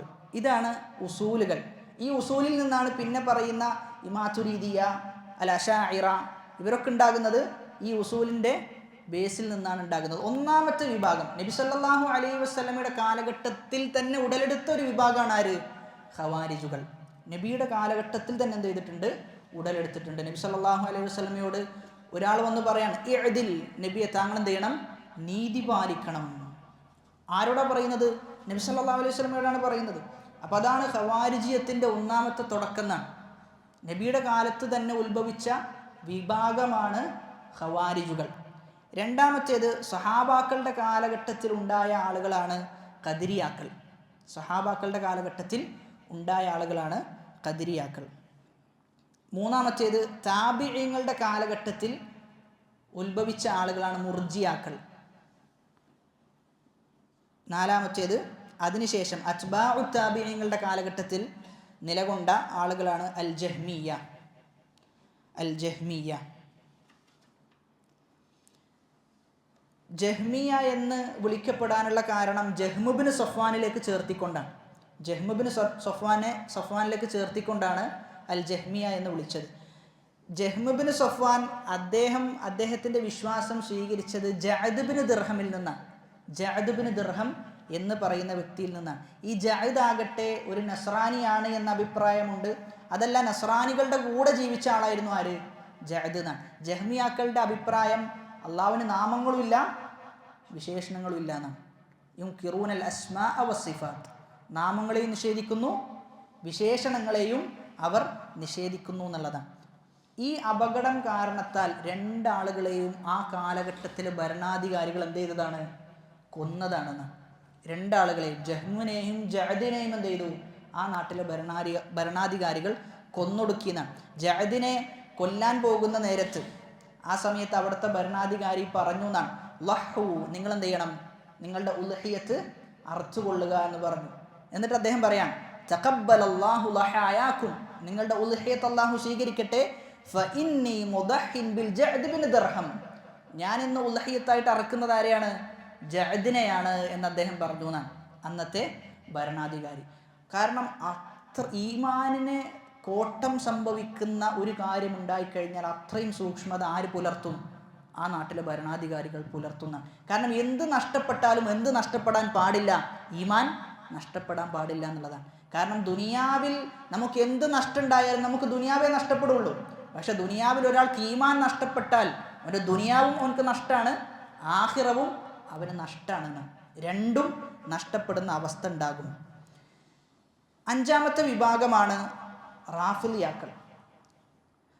അവർക്ക് റാഫിലത്ത് എന്ന പേര് ലഭിക്കാനുള്ള കാരണം അവരെന്ത് ചെയ്തു, ഒരിക്കൽ സെയ്ദ് ബിൻ അലി എന്ന വ്യക്തിയുടെ അടുക്കലേക്ക് പോവുകയും എന്നിട്ട് അബൂബക്കർ റളിയല്ലാഹു അൻഹുവിനെ കുറിച്ചും ഉമർ ഇബ്നുൽ ഖത്താബ് റളിയല്ലാഹു അൻഹുവിനെ കുറിച്ചും ചോദിച്ചു. ആ ചോദിച്ച സമയത്ത് പറഞ്ഞു, അവർ രണ്ടുപേരും നമ്മുടെ അഹ്ലുസുന്നയിലെ ഇമാമിങ്ങളാണ്, റസൂലിൻ്റെ സഹാബാക്കളാണ് എന്നെന്ത് ചെയ്തു, അവരുടെ ഫضല് പറഞ്ഞു എന്നാണ്. അപ്പോൾ ഫضല് പറഞ്ഞപ്പോൾ ഇവർക്ക് എന്ത് ചെയ്തിട്ടില്ല, അത് പിടിച്ചില്ല എന്നാണ്. അങ്ങനെ എന്ത് ചെയ്തു, ഇവരവിടുന്ന് ഒഴിവായി പോന്നു. ആ കാരണത്താലാണ് ഇവർ ഏത് പേരിൽ അറിയപ്പെട്ടത്, റവാഫിൽ, അദ്ദേഹത്തിൻ്റെ അടുക്കിൽ നിന്ന് പിന്മാറിപ്പോയ ആളുകൾ. റവാഫിലിയാക്കളെ സംബന്ധിച്ച് നമ്മൾ മനസ്സിലാക്കേണ്ടത് വളരെ അപകടം പിടിച്ച ടീമാണ്. ഉലമാക്കൾ അവരുടെ കൂട്ടത്തിലെ റവാഫിലത്തിൻ്റെ കൂട്ടത്തിൽ തന്നെ പല ആളുകളുണ്ട്. അതിൽ അബൂബക്കർ റളിയല്ലാഹു അൻഹു, ഉമർ ഇബ്നുൽ ഖത്താബ് റളിയല്ലാഹു അൻഹുവിനെ കുറിച്ചൊക്കെ ഇവർ പറയുന്നത് സ്വനമുൻ മിൻ സ്വനമൈ ഖുറൈശ്, ഖുറൈശികളുടെ രണ്ട് വിഗ്രഹങ്ങൾക്കെതിരെ ലഅനത്ത് ചൊല്ലുന്ന ഇവരെന്ത് ചെയ്യാണ്, നശിച്ചു പോകട്ടെ എന്ന് പ്രാർത്ഥിക്കാൻ. ആർക്ക് വേണ്ടി? അബൂബക്കർ റളിയല്ലാഹു അൻഹുവിന് വേണ്ടിയിട്ടും ഉമർ ഇബ്നുൽ ഖത്താബ് റളിയല്ലാഹു അൻഹുവിനും എതിരെ ഇവർ ശാപവാക്കുകൾ പറയുന്നുണ്ട്. അല്ലാഹുൽ മുസ്തആൻ. അതുകൊണ്ട് തന്നെ ഇവർ കാഫിറുകളാണ് എന്ന് ആര് പറഞ്ഞിട്ടുണ്ട്? ഉലമാക്കൾ പറഞ്ഞിട്ടുണ്ട് എന്നാണ്. കാരണം സ്വഹാബാക്കളെ ഒരാൾ അംഗീകരിക്കാതിരിക്കുക, അതല്ലെങ്കിൽ സ്വഹാബാക്കൾ ചീത്ത വിളിക്കുക എന്ന് പറഞ്ഞു കഴിഞ്ഞാൽ എവിടേക്ക് എത്തിപ്പെടുക? കുഫറിലേക്കാണ് എത്തിപ്പെടുക എന്നാണ്. എന്നാൽ അവരുടെ വിഭാഗത്തിൽ തന്നെ, ഷിയാക്കളുടെ വിഭാഗത്തിൽ തന്നെ സ്വഹാബാക്കളെ തക്ഫീർ ചെയ്യാത്ത ആളുകളുണ്ട്. അവരെന്തല്ല, കാഫിറുകളല്ല പക്ഷെ ബിദഈകളാണ്. കാഫിറുകളല്ല പക്ഷേ ബിദഈകളാണെന്നുള്ളതാണ്. അപ്പോൾ ഈ പറഞ്ഞ അഞ്ച് വിഭാഗത്തിൽ നമ്മൾ മനസ്സിലാക്കേണ്ടത് കാഫിറുകളുമുണ്ട്, മുസ്ലിമീങ്ങളുമുണ്ട്. ഈ പറഞ്ഞ 5 വിഭാഗത്തിൽ കാഫിറുകളുമുണ്ട്, മുസ്ലിമീങ്ങളുമുണ്ട്. കാഫിറുകളുടെ കൂട്ടത്തിൽപ്പെട്ട ആളുകളാണ് ഖദരിയാക്കൾ. ഖദരിയാക്കൾ എന്ത് ചെയ്തിട്ടുണ്ട്? ഇബ്നു അബ്ബാസ് റളിയല്ലാഹു അൻഹു അവർ കാഫിറുകളാണ് എന്ന് പറഞ്ഞിട്ടുണ്ട്. രണ്ടാമത്തേത് ജഹ്മിയാക്കളാണ്. ജഹ്മിയാക്കളുടെ വിഷയത്തിൽ 500 ആലിമീങ്ങൾ എന്ത് ചെയ്തിട്ടുണ്ട്? അവർ കാഫിറുകളാണ് എന്ന് സ്ഥിരപ്പെടുത്തിയിട്ടുണ്ട് എന്നാണ്. ഇബ്നുൽ ഖയ്യിം റഹിമഹുല്ലാഹ് ആ വിഷയം തൻ്റെ ഗ്രന്ഥത്തിൽ കൊടുത്തിട്ടുണ്ട്. വലഖദ് തഖല്ലദ കുഫ്റുഹും 50 ഫി 10 മിനൽ ഉലമാഇ ഫിൽ ബുൽദാനി വല്ലാലക്കാഇ അൽ ഇമാമു ഹകാഹു ഇൻദഹും ബൽ ഹഖാഉ ഖബ്ലഹു തബറാനി. ഇമാം തബറാനി റഹിമഹുല്ലാഹ് എന്ത് ചെയ്തിട്ടുണ്ട്? ആ 500 ഉലമാക്കളെ ഉദ്ധരിച്ചിട്ടുണ്ട് എന്നുള്ളതാണ്. ഇനി റാഫിലിയാക്കളും കാഫിറുകളാണ്. 3 കാരണത്താലാണ്. അവരുടെ അടുക്കൽ 3 കുഫർ ഉണ്ടായിട്ടുണ്ടെന്നാണ്. ഒന്നാമത്തേത്, അവർ അഹ്ലുൽ ബൈത്തിനെ ആരാധിക്കും. റസൂലിൻ്റെ കുടുംബക്കാർ അവരെന്ത് ചെയ്യും? നേരിട്ട് ആരാധിക്കുന്ന അവസ്ഥ ഉണ്ടാകും. രണ്ടാമത്തേത്, അവർ ഖുർആനിനെ കുറിച്ച് വിശ്വസിക്കുന്നത് ഖുർആൻ എന്തല്ല, സംരക്ഷിക്കപ്പെട്ട ഒന്നല്ല എന്നാണ്. ഖുർആൻ മഹ്ഫൂൽ അല്ല എന്നാണ് പറയുന്നത്. അതായത് ഖുർആനിൻ്റെ 1/3 ഭാഗം മാത്രമാണ് ഇപ്പോൾ ഉള്ളത് എന്നാണ്. നമ്മുടെ അടുക്കൽ നമ്മൾ ഓതുന്ന ഖുർആൻ എന്താണ്? അപൂർണമാണെന്നാണ് അവർ പറയുന്നത്. 1/3 ഭാഗം മാത്രമേ ഉള്ളൂ. ബാക്കിയുള്ളത് ഇവരുടെ അടുക്കൽ ഒരു ഖുർആനുണ്ട്, മുസ്ഹഫ് ഫാത്തിമിയാക്കളുടെ മുസ്ഹഫ്. അതാണെന്ത്? പൂർണ്ണമായ ഖുർആനാണ് എന്നാണ് ഇവർ പറയുന്നത്. മൂന്നാമത്തത്, സഹാബാക്കൾ എന്ത് ചെയ്തു? ഇവർ തക്ഫീർ ചെയ്തു. ഈ 3 കാരണത്താൽ റാഫിലിയാക്കൾ ആരാണ്? കാഫിറുകളാണ് എന്ന് പണ്ഡിതന്മാർ പറഞ്ഞിട്ടുണ്ട്. എന്നാൽ മുഅ്തസിലാക്കളും അശാഇറക്കാരും ഇവർ ജഹ്മിയാക്കളിൽ നിന്ന് ഉത്ഭവിച്ച ടീമാണ്. ജഹ്മിയാക്കളുടെ ഫർആണ് ആര്? ശാഖയാണ് ഈ പറയുന്ന മുഅ്തസിലാക്കളും അശാഇറക്കാരും. അപ്പോൾ ഈ മുഅ്തസിലയും അശാഇറത്തും ജഹ്മിയത്തിൽ നിന്നാണ് ഉണ്ടാകുന്നത്. പക്ഷേ ജഹ്മിയത്ത് കാഫിറുകളും എന്നാൽ മുഅ്തസിലത്തും അശാഇറത്തും അഹ്ലുൽ ബിദ്അ എന്തല്ല, കാഫിറുകളല്ല. കാരണം ജഹ്മിയാക്കൾക്കുണ്ടായ അപകടം പിടിച്ച വാദം ആർക്കുണ്ടായിട്ടില്ല? മുഅ്തസിലിയത്തിനും അശാഇറക്കാർക്കും ഉണ്ടായിട്ടില്ല എന്നാണ് മനസ്സിലാക്കേണ്ടത്. ഖവാരിജുകളെ കുറിച്ച് നമ്മൾ മനസ്സിലാക്കേണ്ടത്, സലഫി ഉലമാക്കൾക്കിടയിൽ ഖിലാഫുള്ള വിഷയമാണ്. അവർ കാഫിറുകളാണോ അല്ലേ എന്ന വിഷയത്തിൽ ഖിലാഫുണ്ട്. എന്നാൽ ഏറ്റവും ശരിയായി നമ്മൾ മനസ്സിലാക്കേണ്ടത് ദഅവത്തിൻ്റെ അക്സറു അഹ്ലി ദഅവ അല അന്നഹും ഫുസ്സാഖ്.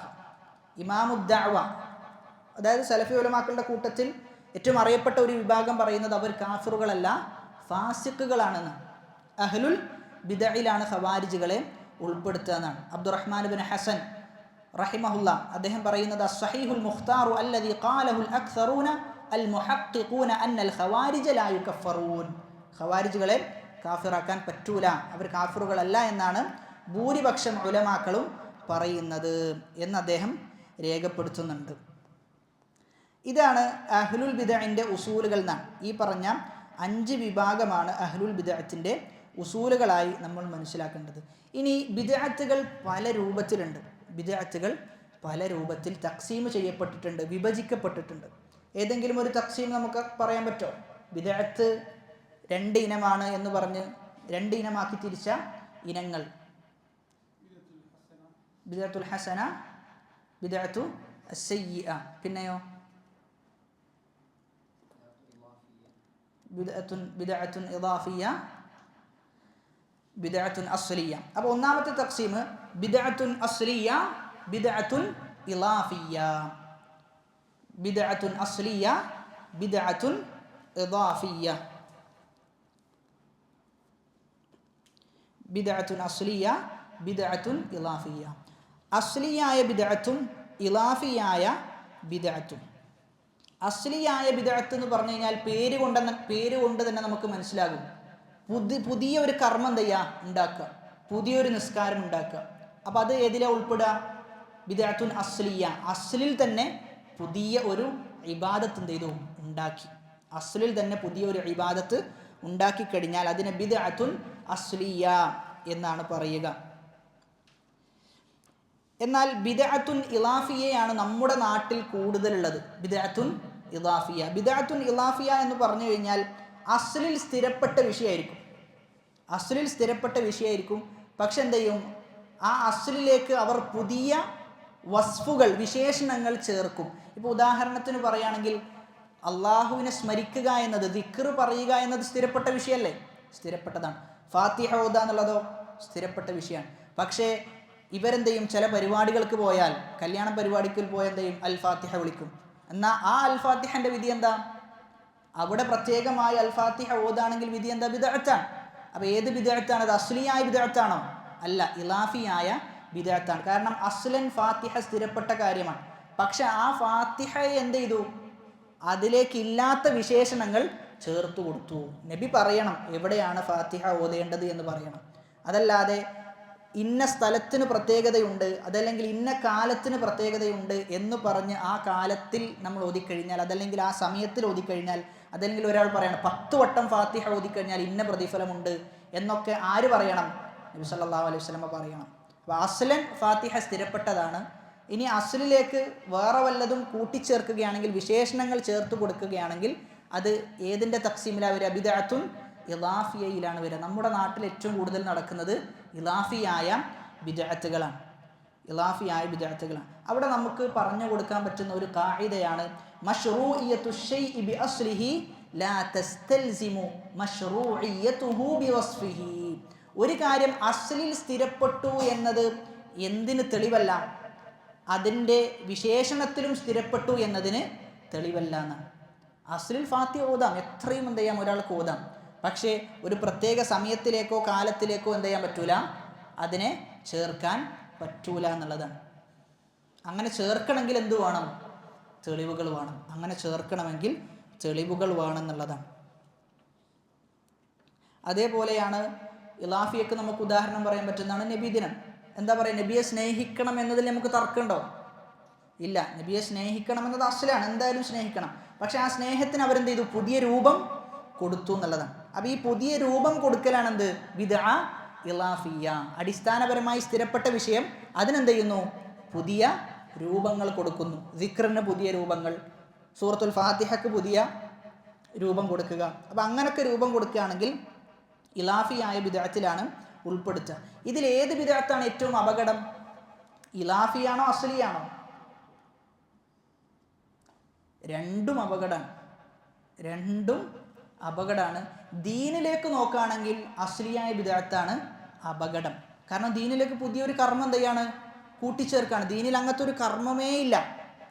അങ്ങനെ ഒരു കർമ്മം എന്ത് ചെയ്യുന്നു? ദീനിലേക്ക് കൂട്ടിച്ചേർക്കുന്നു.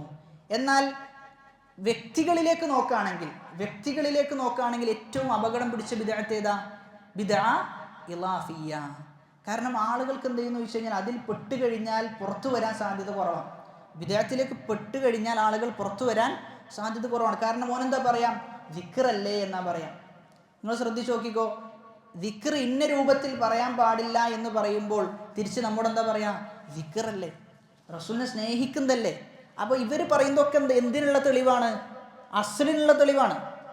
അസ്ലൻ റസൂലിനെ സ്നേഹിക്കണം, അസ്ലൻ ദിക്ർ പറയണം. പക്ഷെ ഈ കോലത്തിൽ സ്നേഹിക്കണം എന്ന് റസൂൽ പറഞ്ഞിട്ടുണ്ടോ? ഈ കോലത്തിൽ ഈ അടിസ്ഥാനത്തിൽ ഫാത്തിഹ ഓതണമെന്ന് റസൂൽ പറഞ്ഞിട്ടുണ്ടോ? ഇല്ല. അപ്പം അതാണ് ബിദ്അത്തുൻ ഇളാഫിയ്യ. വ്യക്തികളിലേക്ക് നോക്കുകയാണെങ്കിൽ ഏറ്റവും അപകടം ബിദ്അത്തുൻ ഇളാഫിയ്യ എന്നാണ് നമ്മൾ മനസ്സിലാക്കേണ്ടത്. ഇനി അടുത്ത തഖ്സീമ്, ബിദ്അത്തിന് അടുത്തത് വിഭജിക്കപ്പെടുന്നത് ബിദ്അത്ത് രണ്ട് വിധം: ബിദ്അത്തുൻ മുകഫിറ, ബിദ്അത്തുൻ മുഫസ്സിഖ. ചില ബിദ്അത്തുകൾ ചെയ്താൽ ഒരു കാഫിറായി പോകും, ചില ബിദ്അത്ത് ചെയ്താൽ ഫാസിഖായി പോകും. ബിദ്അത്തുൻ മുകഫിറ, ബിദ്അത്തുൻ മുഫസ്സിഖ. ബിദ്അത്തുൻ മുകഫിറക്കുള്ള ഉദാഹരണമാണ് എന്ത്? അല്ലാഹു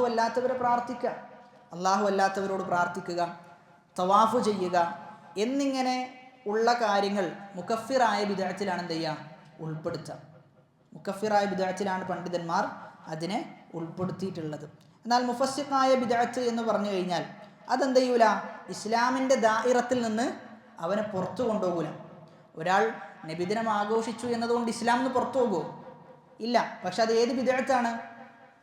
മുഫസ്സിഖയാണ്, മുകഫിറയല്ല, മുഫസ്സിഖയാണ്. അപ്പോൾ ഇസ്ലാമിൽ നിന്ന് ഒരാളെ പുറത്താക്കുന്നുവെങ്കിൽ അതിന് ബിദ്അത്തുൻ മുകഫിറ എന്നും, എന്നാൽ ഇസ്ലാമിൽ നിന്ന് പുറത്താക്കുന്നില്ല, ഇസ്ലാമിൻ്റെ ഉള്ളിൽ തന്നെ ഉണ്ട് എങ്കിൽ അതിനെ ബിദ്അത്തുൻ മുഫസ്സിഖ എന്നുമാണ് പറയുക. ബിദ്അത്ത് മൗലിദിൻ നബി, അതേപോലെ തന്നെ ദിക്റുൽ ജമാഇ, നിസ്കാരത്തിന് ശേഷം കൂട്ടമായി പ്രാർത്ഥിക്കുക എന്നുള്ളതൊക്കെ ബിദ്അത്തുൻ മുഫസ്സിഖയിലാണ് ഉൾപ്പെടുക. അതേസമയത്ത് അല്ലാഹു അല്ലാത്തവരോട് പ്രാർത്ഥിക്കുക, അവർക്ക് നേർച്ച അർപ്പിക്കുക, അവരിൽ തവക്കുൽ അർപ്പിക്കുക, ഇതൊക്കെ ബിദ്അത്തുൻ മുകഫിറയിലാണ് ഉൾപ്പെടുക. ഇവിടെ ബിദ്അത്തുൻ മുകഫിറ ചെയ്യുന്ന ആളുകൾ, അതേപോലെ തന്നെ ബിദ്അത്തുൻ മുഫസ്സിഖ ചെയ്യുന്ന ആളുകൾ, നമുക്കറിയാം അഹ്ലുൽ ബിദ്അഇനോട് നമ്മൾ എന്ത് ചെയ്യണം? അവരോട് നമ്മൾ അടുപ്പമാണോ ഉണ്ടാകേണ്ടത്, അകൽച്ചയാണോ ഉണ്ടാകേണ്ടത്? അകൽച്ചയാണ് ഉണ്ടാകേണ്ടത്, സംശയമില്ല. അകൽച്ചയാണ് നമുക്കുണ്ടാകേണ്ടത്. അതായത് ഒരു വ്യഭിചാരം ചെയ്യുന്ന വ്യക്തി, അതല്ലെങ്കിൽ ഒരു മോഷ്ടിക്കുന്ന വ്യക്തി, അവരോട് നമുക്ക് ഇഷ്ടമുണ്ടാകുമോ? നമ്മൾ അവരുടെ കൂടെ പോയിരിക്കുമോ? എന്നാൽ അതിനേക്കാളും അപകടമാണ് എന്ത്? ദീനിൻ്റെ വിഷയത്തിൽ പുതുതായി കർമ്മങ്ങൾ ഉണ്ടാക്കുക എന്ന് പറഞ്ഞു കഴിഞ്ഞാൽ. അപ്പം അങ്ങനെയുള്ള ഒരാളുടെ കൂടെ ഇരിക്കുക, അതല്ലെങ്കിൽ അവരോട് ചങ്ങാത്തം പുലർത്തുക എന്നതൊക്കെ അടിസ്ഥാനപരമായി നമുക്ക് ഒരിക്കലും ആലോചിക്കാൻ പോലും സാധിക്കുന്ന ഒന്നല്ല. ഇവിടെ മുകഫിറായ ബിദ്അത്ത് ചെയ്യുന്ന ഒരാളെ നമ്മൾ അവരോട് എങ്ങനെയാണ് പെരുമാറേണ്ടത്, അതേപോലെ തന്നെ ബിദ്അത്തുൻ മുഫസ്സിഖ ചെയ്യുന്ന ആളുകളോട് എങ്ങനെയാണ് പെരുമാറേണ്ടത് എന്നെന്ത് ചെയ്യേണ്ടതുണ്ട്? നമ്മൾ വേർതിരിച്ച് തന്നെ മനസ്സിലാക്കേണ്ടതുണ്ട്. ഒന്ന് മുകഫിറായ ബിദ്അത്താണ് ചെയ്യുന്നത്, മറ്റൊന്ന് എന്തല്ല? ഇസ്ലാമിൽ നിന്ന് പുറത്തു പോകുന്ന ബിദ്അത്തല്ല. അപ്പോൾ രണ്ടാളുകളോടും രണ്ട് രീതിയിലാണ് എന്ത് ചെയ്യുക? പെരുമാറുക. ഒരു വിഭാഗത്തോട് നമ്മൾ കാഫിറുകളെ എങ്ങനെയാണോ സമീപിക്കുന്നത്, ആ രൂപത്തിലാണ് ബിദ്അത്തുൻ മുകഫിറ ചെയ്യുന്ന ആളുകളെ നമ്മൾ സമീപിക്കുക. എന്നാൽ മറുവിഭാഗത്തിലെ ആളുകൾ, മുഫസ്സിഖയായ ആളുകളോട് നമ്മൾ പെരുമാറേണ്ടത് എങ്ങനെയെന്ന് ചോദിച്ചു കഴിഞ്ഞാൽ, തൗഹീദുള്ള ആളുകളുടെ കൂട്ടത്തിൽ തിന്മ ചെയ്യുന്ന ആളുകൾ ഉണ്ടാകൂലേ? തൗഹീദുള്ള ആളുകളുടെ കൂട്ടത്തിൽ തിന്മകൾ വരുന്ന ആളുകൾ ഉണ്ടാകാം. അപ്പോൾ അവരോട് നമുക്കൊരു വെറുപ്പുണ്ടാകും, ആ തിന്മ കാരണത്താൽ വെറുപ്പുണ്ടാകും. എന്നാൽ അതോടൊപ്പം എന്തുണ്ട്? തൗഹീദ് ഉണ്ട് എന്നത് കാരണത്താൽ ഇഷ്ടവുമുണ്ട്. അപ്പോൾ അവരോട് എങ്ങനെയാണോ പെരുമാറുന്നത്, ആ രൂപത്തിലാണ് ബിദ്അത്തുൻ മുഫസ്സിഖ ചെയ്യുന്ന ആളുകളോട് നമ്മൾ പെരുമാറേണ്ടത് എന്നാണ്. ഇനി അടുത്ത ഒരു വിഭജനം, ബിദ്അത്തിന്റെ അടുത്ത വിഭജനം, ബിദ്അഉൻ ഫീ ബാബിൽ അഖായിദ് വ ബിദ്അഉൻ ഫീ ബാബിൽ അമലിയാത്ത്. അഖീദയുടെ വിഷയത്തിൽ ബിദ്അത്തുകൾ ഉണ്ടാക്കുക ഒന്ന്, രണ്ടാമത്തേത് അമലുകളുടെ വിഷയത്തിൽ ബിദ്അത്തുകൾ ഉണ്ടാക്കുക. അഖീദയുടെ വിഷയത്തിൽ ബിദ്അത്തുകൾ ഉണ്ടാക്കുക, അമലുകളുടെ വിഷയത്തിൽ ബിദ്അത്തുകൾ ഉണ്ടാക്കുക. അപ്പോൾ അഖീദയുടെ വിഷയത്തിലുള്ള ബിദ്അത്തുകളാണ് ഈ പറയുന്ന അശ്അരികൾ, ജഹ്മിയാക്കൾ ഒക്കെ കൊണ്ടുവന്നത്. ഏതിലുള്ള ബിദ്അത്തുകളാണ്? അഖീദയിലുള്ള ബിദ്അത്തുകളാണ്. ഖവാരിജുകൾ കൊണ്ടുവന്നത് ഏതിലുള്ള ബിദ്അത്തുകളാണ്?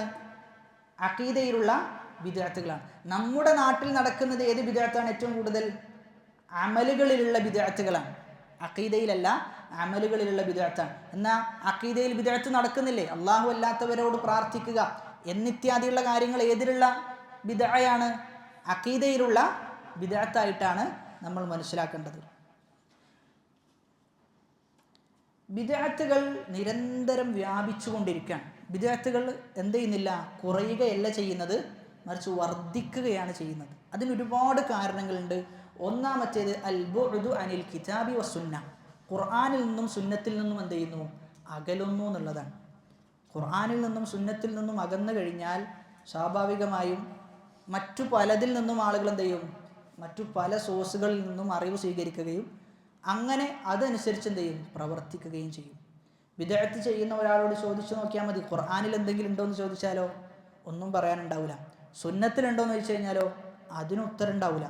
മറിച്ച് നല്ലതല്ലേ എന്ന ഒരു വാക്കും പറഞ്ഞിട്ട് എന്ത് ചെയ്യും, അത് ചെയ്യും എന്നുള്ളതാണ്. എന്നാൽ ഖുർആനിലേക്കും സുന്നത്തിലേക്കും മടങ്ങിക്കഴിഞ്ഞാലോ ഈ പ്രശ്നങ്ങളൊക്കെ സോൾവ് ആവുകയും ചെയ്യും. അതുകൊണ്ട് ഖുർആനിലേക്കും സുന്നത്തിലേക്കുമാണ് ആളുകൾ ക്ഷണിക്കേണ്ടത്, എന്നാലേ ഈ ബിദ്അത്ത് നിൽക്കുകയുള്ളൂ. രണ്ടാമത്തേത് മുഖാലഫത്തു മൻഹജി സലഫി അസ്സാലിഹ്, സലഫു സ്വാലിഹ്ങ്ങളുടെ മൻഹജിൽ നിന്ന് എന്ത് ചെയ്തു, അവർ വഴിതെറ്റിപ്പോയി എന്നുള്ളതാണ്. എല്ലാ ബിദ്അഇകൾക്കും എന്ത് സംഭവിച്ചിട്ടുണ്ട്? മുഖാലഫത്തു മൻഹജി സലഫി സ്വാലിഹ്, സലഫു സ്വാലിഹുകളുടെ മൻഹജിൽ നിന്ന് അവർ വഴിമാറി സഞ്ചരിച്ചിട്ടുണ്ട്, അവർ വഴിമാറിയിട്ടുണ്ട് എന്നുള്ളതാണ്. നബിദിനം ആഘോഷിക്കുന്ന ആളുകൾ നബിദിനത്തിന് തെളിവായി ഓതുന്നത് എന്താ? ആയത്തല്ലേ? ആയത്താണ് ഓതുന്നത്. ഏതാണ് ആയത്ത്? ഖുൽ ബിഫദ്ലില്ലാഹി വബിറഹ്മതിഹി ഫൽയഫ്റഹ് ഫബിദാലിക ഫൽയഫ്റഹൂ. ആ ആയത്ത് ഓതിയിട്ടാണ് എന്തിന് തെളിവ് പറയാം? നബിദിനത്തിന് തെളിവ് പറയാം. അവിടെയാണ് നമ്മൾ പറയാ ഈ ആയത്ത് ആര് കേട്ടിട്ടുണ്ട്? സഹാബാക്കൾ കേട്ടിട്ടുണ്ട്. സഹാബാക്കളെ കുറിച്ച് നബി സല്ലല്ലാഹു അലൈഹി വസല്ലം പറയുന്നത്, അവർ ആയത്ത് പഠിച്ചാൽ എന്ത് ചെയ്യും, അത് അമല് ചെയ്യുന്നതാണ്. ആയത്ത് പഠിച്ചു കഴിഞ്ഞാൽ അമല് ചെയ്യും. അങ്ങനെയാണെങ്കിൽ ഈ പറഞ്ഞ ആയത്ത് അനുസരിച്ച് അവർ അമല് ചെയ്തിട്ടില്ല എന്ന് എന്ത് ചെയ്യേണ്ടി വരും, പറയേണ്ടി വരും. ഈ പറഞ്ഞ ആയത്തനുസരിച്ച് അവർ അമല് ചെയ്തിട്ടില്ല എന്ന് പറയേണ്ട അവസ്ഥ വരും. അപ്പൊ സഹാബാക്കൾക്ക് ആ ആയത്ത് കൊണ്ട് അങ്ങനെ മനസ്സിലായിട്ടില്ല, സഹാബാക്കൾ അങ്ങനെ മനസ്സിലാക്കിയിട്ടില്ല. എന്നിട്ട് എന്താണ് ഇന്ന് ചില ആളുകൾ വന്നിട്ട് പറയാണ് ഈ ആയത്തിൻ്റെ ഉദ്ദേശം ഇന്നതാണ് എന്ന് പറയാൻ. അപ്പോൾ അവിടെയാണ് നമ്മൾ പറയുന്നത് സലഫു സ്വാലിഹ്ങ്ങളുടെ മൻഹജിനെതിരായി കഴിഞ്ഞാൽ ബിദ്അത്തുകൾ എന്ത് ചെയ്യും, ഉടലെടുക്കും. മൂന്നാമത്തേത് അൽ ജഹ്ലു ബി മസാദിരി തശ്രീഅ്, ദീനിൽ നമ്മൾ തെളിവ് പിടിക്കുന്നത് ഖുർആനിൽ നിന്നും സുന്നത്തിൽ നിന്നുമാണ്. അപ്പോൾ അതിനെക്കുറിച്ചുള്ള അജ്ഞത എന്താണ്, എവിടെ നിന്നാണ് ദീൻ അതിൻ്റെ ആരാധനകളും അതിൻ്റെ മതവിധികളും പിടിച്ചെടുക്കുക എന്നുള്ളതിനെ കുറിച്ച് എന്തില്ല, യാതൊരു അറിവുമില്ല. നാലാമത്തേത് അശ്ശഹവാത്തു നഫ്സിയ്യ, നഫ്സിയായ ചില ഇച്ഛകളാണ് എന്ത് ചെയ്യുന്നത്, ബിദ്അത്ത് ഉണ്ടാക്കാൻ പ്രേരിപ്പിക്കുന്നത്. ബിദ്അത്ത് ഉണ്ടാക്കിയാലുള്ള മെച്ചെന്താ? പ്രത്യേകിച്ചും ഈ കാലഘട്ടത്തിലുള്ള മെച്ചെന്താ? പണാണ്, അല്ലാത്തൊന്നുമില്ല. അപ്പം അങ്ങനെ ഒരുപാട് മെച്ചെന്തുണ്ട്, സ്വന്തം നഫ്സിന് കിട്ടുന്നുണ്ട്. അപ്പോൾ ആ മെച്ചങ്ങൾ എന്ത് ചെയ്യും, ഈ പറയുന്ന ആളുകൾ ഇല്ലാതാക്കും. അപ്പോൾ വഹാബികൾ എന്താ ചെയ്യുക, റിസ്കിനെ മുടക്കുന്നാണ് അവർ പറയുന്നത്. അതുകൊണ്ടാണ് എന്ത് ചെയ്യുന്നത്, അവരുടെ സ്വന്തം നഫ്സ് എന്ത് ചെയ്യുന്നു, അതിനിങ്ങനെ പ്രേരിപ്പിച്ചു കൊണ്ടേയിരിക്കുന്നു എന്നാണ്. അപ്പോൾ അതാണ് നാലാമത്തെ കാരണമായിട്ട് നമ്മൾ മനസ്സിലാക്കേണ്ടത്. സാധാരണ പറയാറുണ്ട് അവരുടെ റാത്തീബ് കഴിക്കുക ഒക്കെ എന്താണ്, കഴിക്കലാണ് എന്നാണ്, എല്ലാം കഴിക്കലാണ്.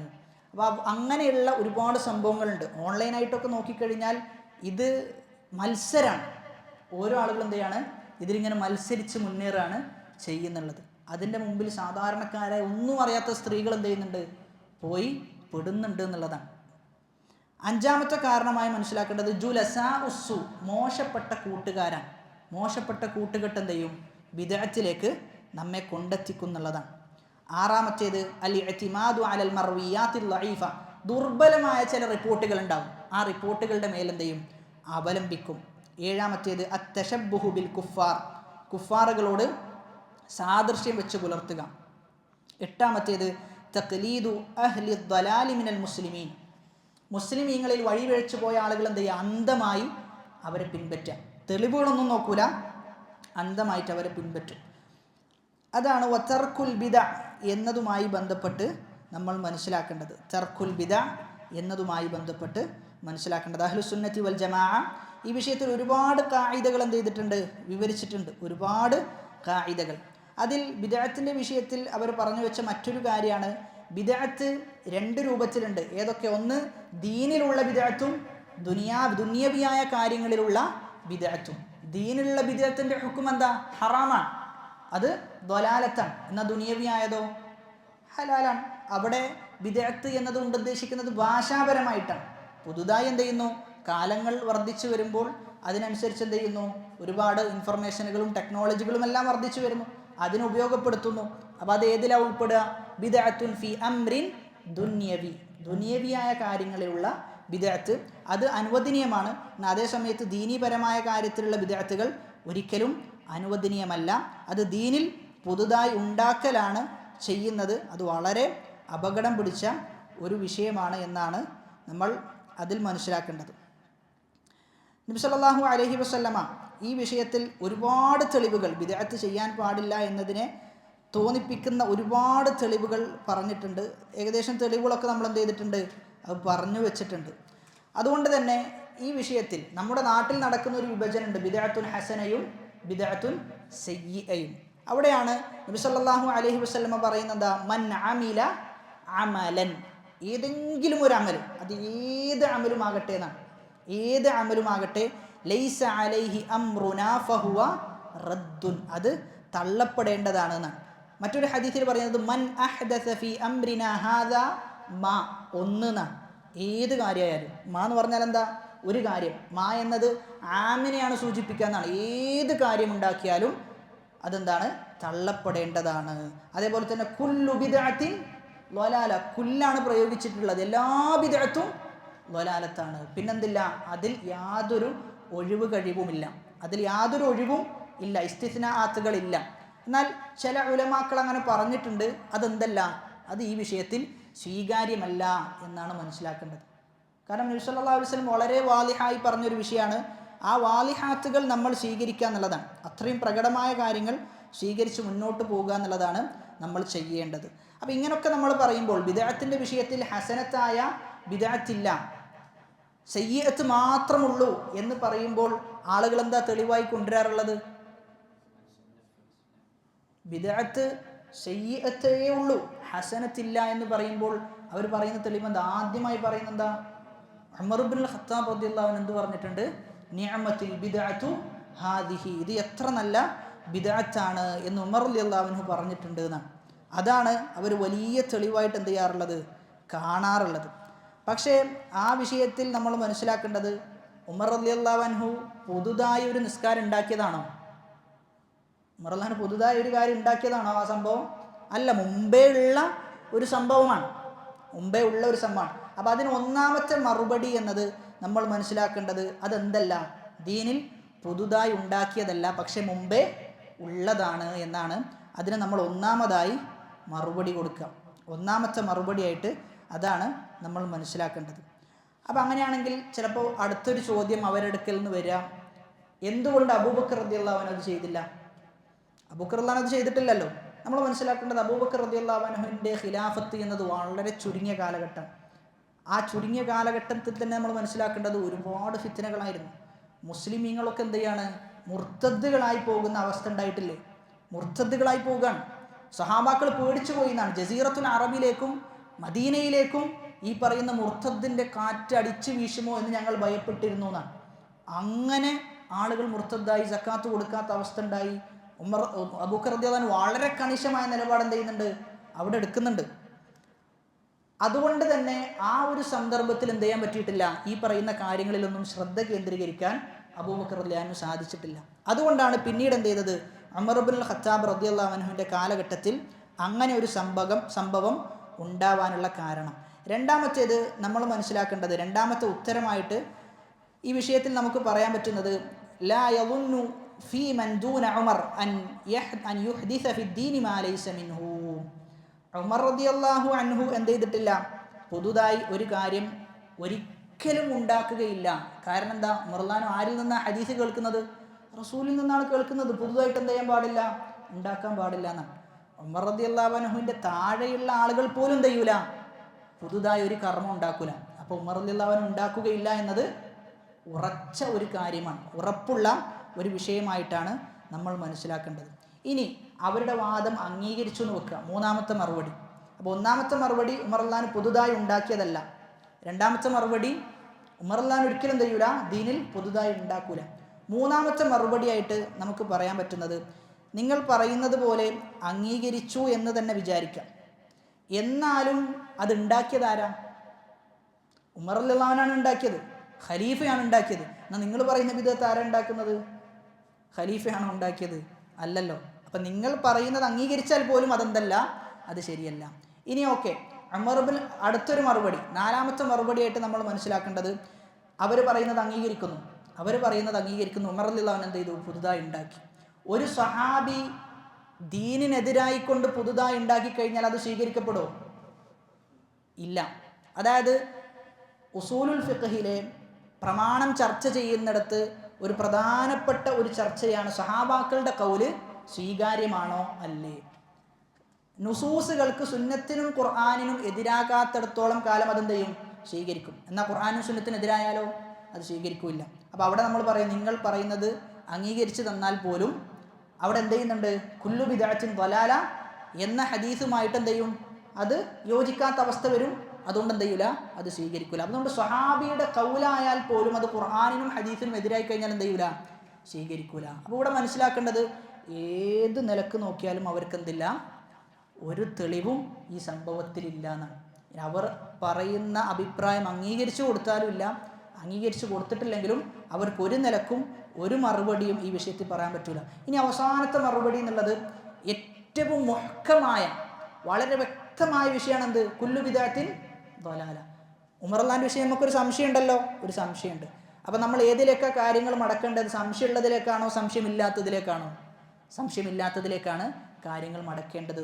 മുഹ്കമായതിലേക്കാണ് നമ്മൾ കാര്യങ്ങൾ മടക്കേണ്ടത്. മുഹ്കമായതിലേക്ക് കാര്യങ്ങൾ മടക്കുമ്പോൾ അവിടെ എന്ത് മനസ്സിലാകും? എല്ലാ ബിദ്അത്തും ളലാലത്താണ് എന്ന് മനസ്സിലാകും. അതുകൊണ്ട് ഒന്നാമത്തെ വിഷയം, ഈ ഒരു വിഷയത്തിൽ അവർക്ക് യാതൊരു തെളിവുമില്ല എന്നാണ്. ഇൻഷാ അല്ലാഹ് അടുത്തൊരു വിഷയം എന്നുള്ളത് മൻ സന്ന ഫിൽ ഇസ്ലാമി സുന്നത്തൻ ഹസന എന്നതാണ്. അത് ഇൻഷാ അല്ലാഹ് നമുക്ക് ഇൻ്റർവെൽ കഴിഞ്ഞതിന് ശേഷം എടുക്കാമെന്നാണ് വിചാരിക്കുന്നത്. അല്ലാഹു സുബ്ഹാനഹു വ തആല കേട്ടതിലുപരി ജീവിതത്തിൽ പ്രാവർത്തികമാക്കാനുള്ള തൗഫീഖ് നൽകി അനുഗ്രഹിക്കുമാറാകട്ടെ. വആഖിറു ദഅവാനാ അനിൽ ഹംദുലില്ലാഹി റബ്ബിൽ ആലമീൻ.